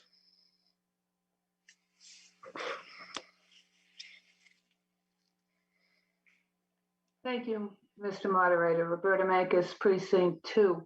I keep putting my hand up, but now I'm not sure if this is the appropriate place. I think you have to continue with this before I can say what I want to say. Okay. I apologize. No worries. We know the hand raising works. Chair recognizes Benjamin Wells. Thank you, Mr. Moderator. I just wanted to say a couple of things. I believe there was an amount of money in this article, and I believe that it was, it did go through the collective bargaining process, and you know how difficult that can be sometimes in this town. And I believe if it needs to be reconsidered, it has to be reconsidered today. So I think they deserve a raise, and we need to support our police department. And that's all I'll say. Great. Thank you, Mr. Wells. Chair recognizes Pamela Campanella. Hi, can you hear me? Yes, you can. I appreciate and like that everybody wants to be part of the process. I am confused in the sense that, you know, we set together a team to work hard on these agreements for the betterment of the town and the people that work in it.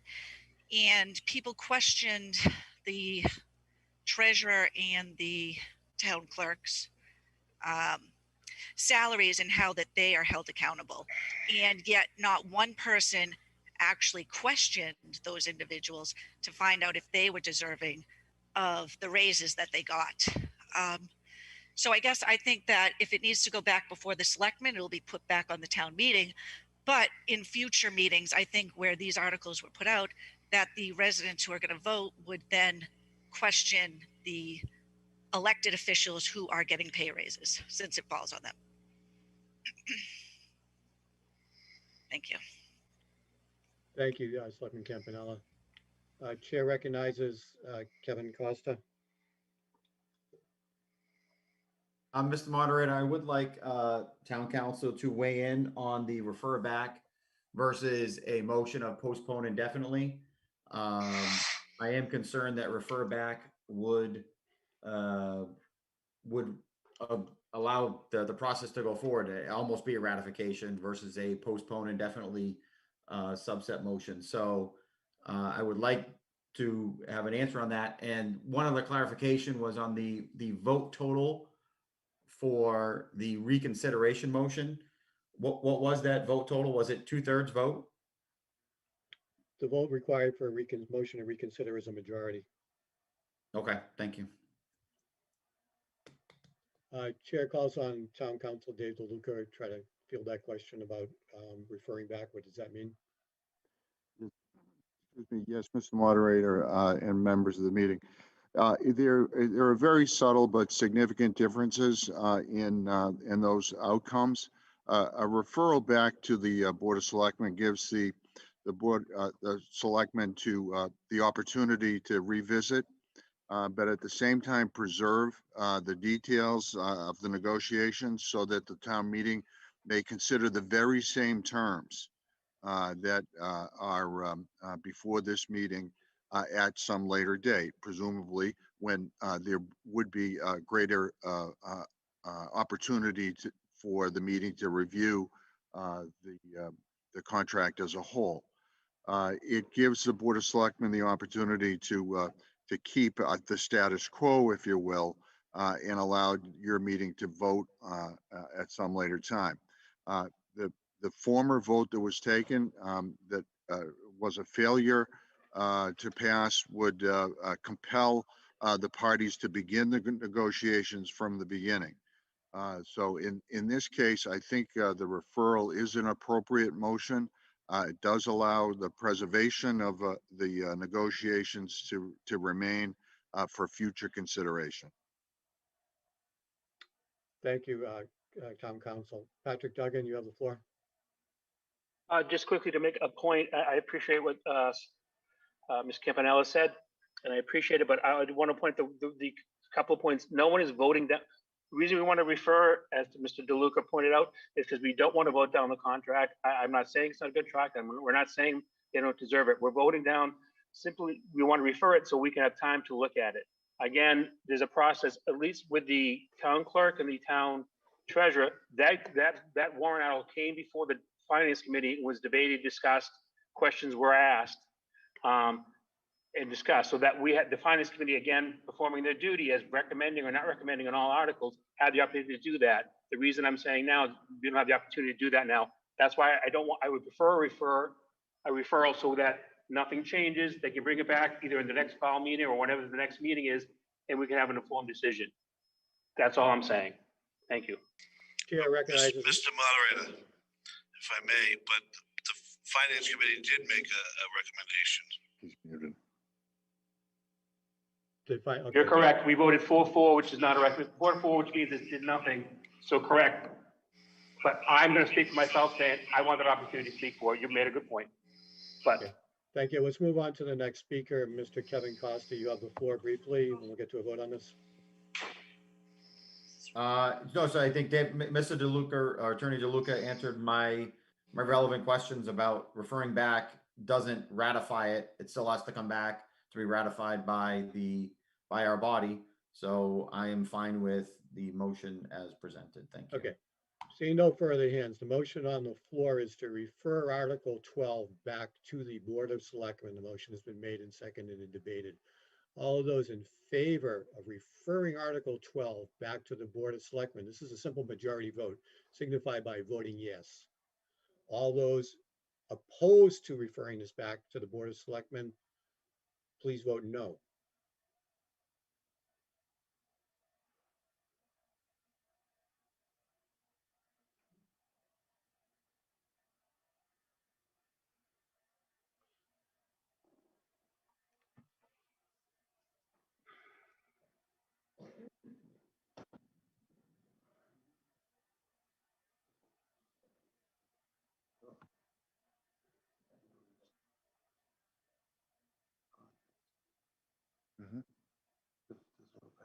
Yeah, you don't have to renegotiate.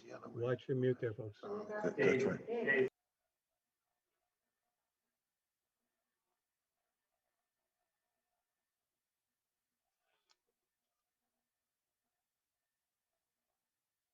Okay, it looks like most of them in. We have 83 out of the 92 present voted, 67 in favor, um, 16 opposed. So the motion to refer Article 12 back to the Board of Selectmen does carry. Motion Article 12 is referred back to the Board of Selectmen and will carry here. I'm going to try to get folks who have their hands raised in order. I believe Mr. Charles Greeley was first, so we'll give the floor to Charles Greeley. Thank you, Mr. Moderator. I'm not sure of the proper motion, but I'd like to stop the meeting and continue it at another time, being that the hour is late. I believe it might be a motion to adjourn, but then I think we have to set a date, and some of that might depend on whether or not Zach can arrange another Zoom meeting for us. Very good. How quickly he could do that. Let's go get HCAM Zach Gorman. I believe we have a scheduled time for tomorrow night too. Yeah, Mr. Moderator, we have a meeting scheduled for tomorrow night. And if that is determined to be the time and the place, the template's already set up. We would import the list of attendees tonight and the people who maybe didn't make it who registered anyways. And everybody would receive an email and log in tomorrow night or at the other time determined, just like they did tonight. So if you're here tonight, you'll get that email and you'll be able to log in the same way and off we go. Okay, so if Mr. Greeley were to make a motion to adjourn to tomorrow night at 7:15, it would be great with you. I make a motion to adjourn until tomorrow night at 7:15. This will be via Zoom. Motion's made and seconded. Motion to adjourn requires a simple majority. Let me see if it's debatable. I see other hands up. Put your hand down if you don't want to debate the motion to adjourn. I see people with their hands up to debate the motion to adjourn. One more chance, lower your hands. If you don't want to debate the motion to adjourn, just put your hands down. We see more hands going up. Okay, Pat, let's go and try and go in order here. I've got Mr. McFadden. You have your hand up to debate the motion to adjourn. John McFadden, you have the floor. No, I didn't want to debate it. I wanted to, I wanted to respect the motion to adjourn at 11 o'clock at night. Very good. Next person up, Joseph, I'm not going to say this right. Saviola, you have the floor. Thank you. Yeah, my question is kind of parliamentary here. If we adjourn with 13 having been already decided as voting down, does that preclude us from repeating what we just did with motion Article 12 with Article 13? Is that going to completely implode that? Not at all. On a motion, we can pick that right up and reconsider that. Okay, we could resume that at a follow-up meeting. Okay, that's fine. Perfect. Thank you. Chair recognizes Roberta Mankus. No, I'm on board with adjourning. I thought I put my hand down. Thank you very much, Mr. Moderator. Yours is still up there. So how about Marie Russo? Nope, I think the Russos put their hands up because they were saying waving by. And it looks like I have Patrick Duggan has a hand up here. Yeah, Mr. Moderator, I'm not to be that guy, but I would like to take up Article 13 tonight. To do them together, get done, and have that squared away, and then motion to adjourn. I would also like to move the question, Mr. Moderator. Well, first of all, I respect it, but there's a motion on the floor to adjourn, so we're not debating picking up Article 13. What's your second question? I was giving my reason why I was voting against to adjourn. Oh, okay. And I want to move the question. Yeah, okay. So you're motioning to move the question. Why don't you just hold off on that? Could you hold off on the motion to move so we don't have to vote on it? You hear my point, that's fine. We're getting there. I have Megan Mitchell. Megan Mitchell. Yes, Mr. Moderator, I just wanted to point out that we actually do not have quorum right now. There's only 88 people plus you attending. So I'm not sure if that. You can move to adjourn when the people started leaving when we talked about adjourning. So you can vote to adjourn without a quorum. That's one of the only vote that's allowed without a quorum. Okay. And I would prefer to vote to adjourn just to set the time. Ron Kaplan, you have the floor. That would make the vote redundant. I move to adjourn. Yeah, the motion is already on the floor to adjourn. That's redundant. Mr. Costa, you have your hand up. Yeah, we just, I would prefer that the motion to adjourn is to in June and to be in person, which could be a valid motion to adjourn. Especially with some of the articles that are coming up face to face. We've seen how inefficient the process can be on Zoom as much as we try. And having it in person in June would not harm any of the articles since they all wouldn't be effective until July 1st, 2021. The motion on the floor is to adjourn to tomorrow night at 7:15 via Zoom meeting. Correct. If you feel otherwise, you should vote no for that. And that's what we're gonna I'd do. like to enact my move the question now, if possible, Mr. Moderator. Okay, he's going to reenact his move the question. Motion is on the floor to move the question. Is there a second to the motion to move the question? Second. Motion is made to move the question. This is a 2/3 vote. All those in favor of voting to move the question, please vote yes. All those opposed, vote no.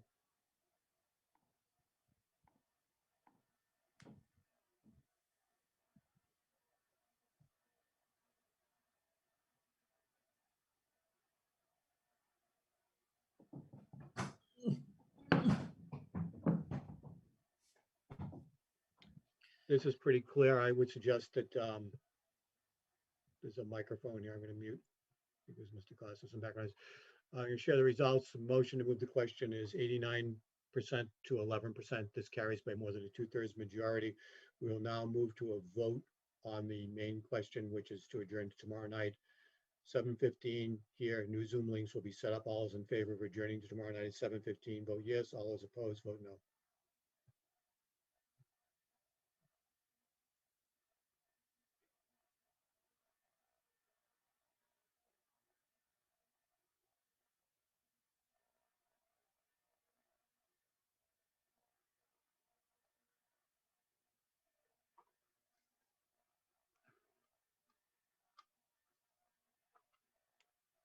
Just waiting for a few more votes to come in.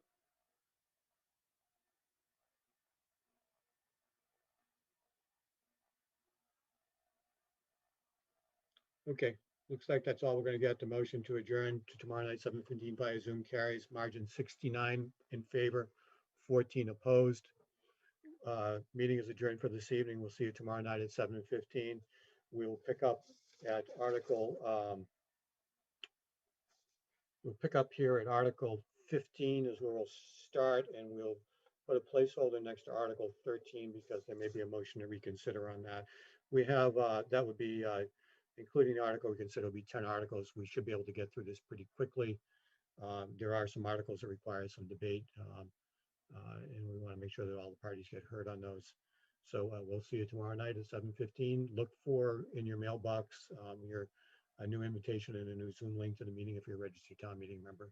And thank you for Mr. Moderator, if I attending may, very quickly before you stop, if Sure. if anybody does not get their email by about noontime tomorrow, we're going to start sending them tonight. Please do us a favor, check your email, make sure you have it. If you don't receive it, please contact us at info@hcamtv.org so that we can rectify that issue for you.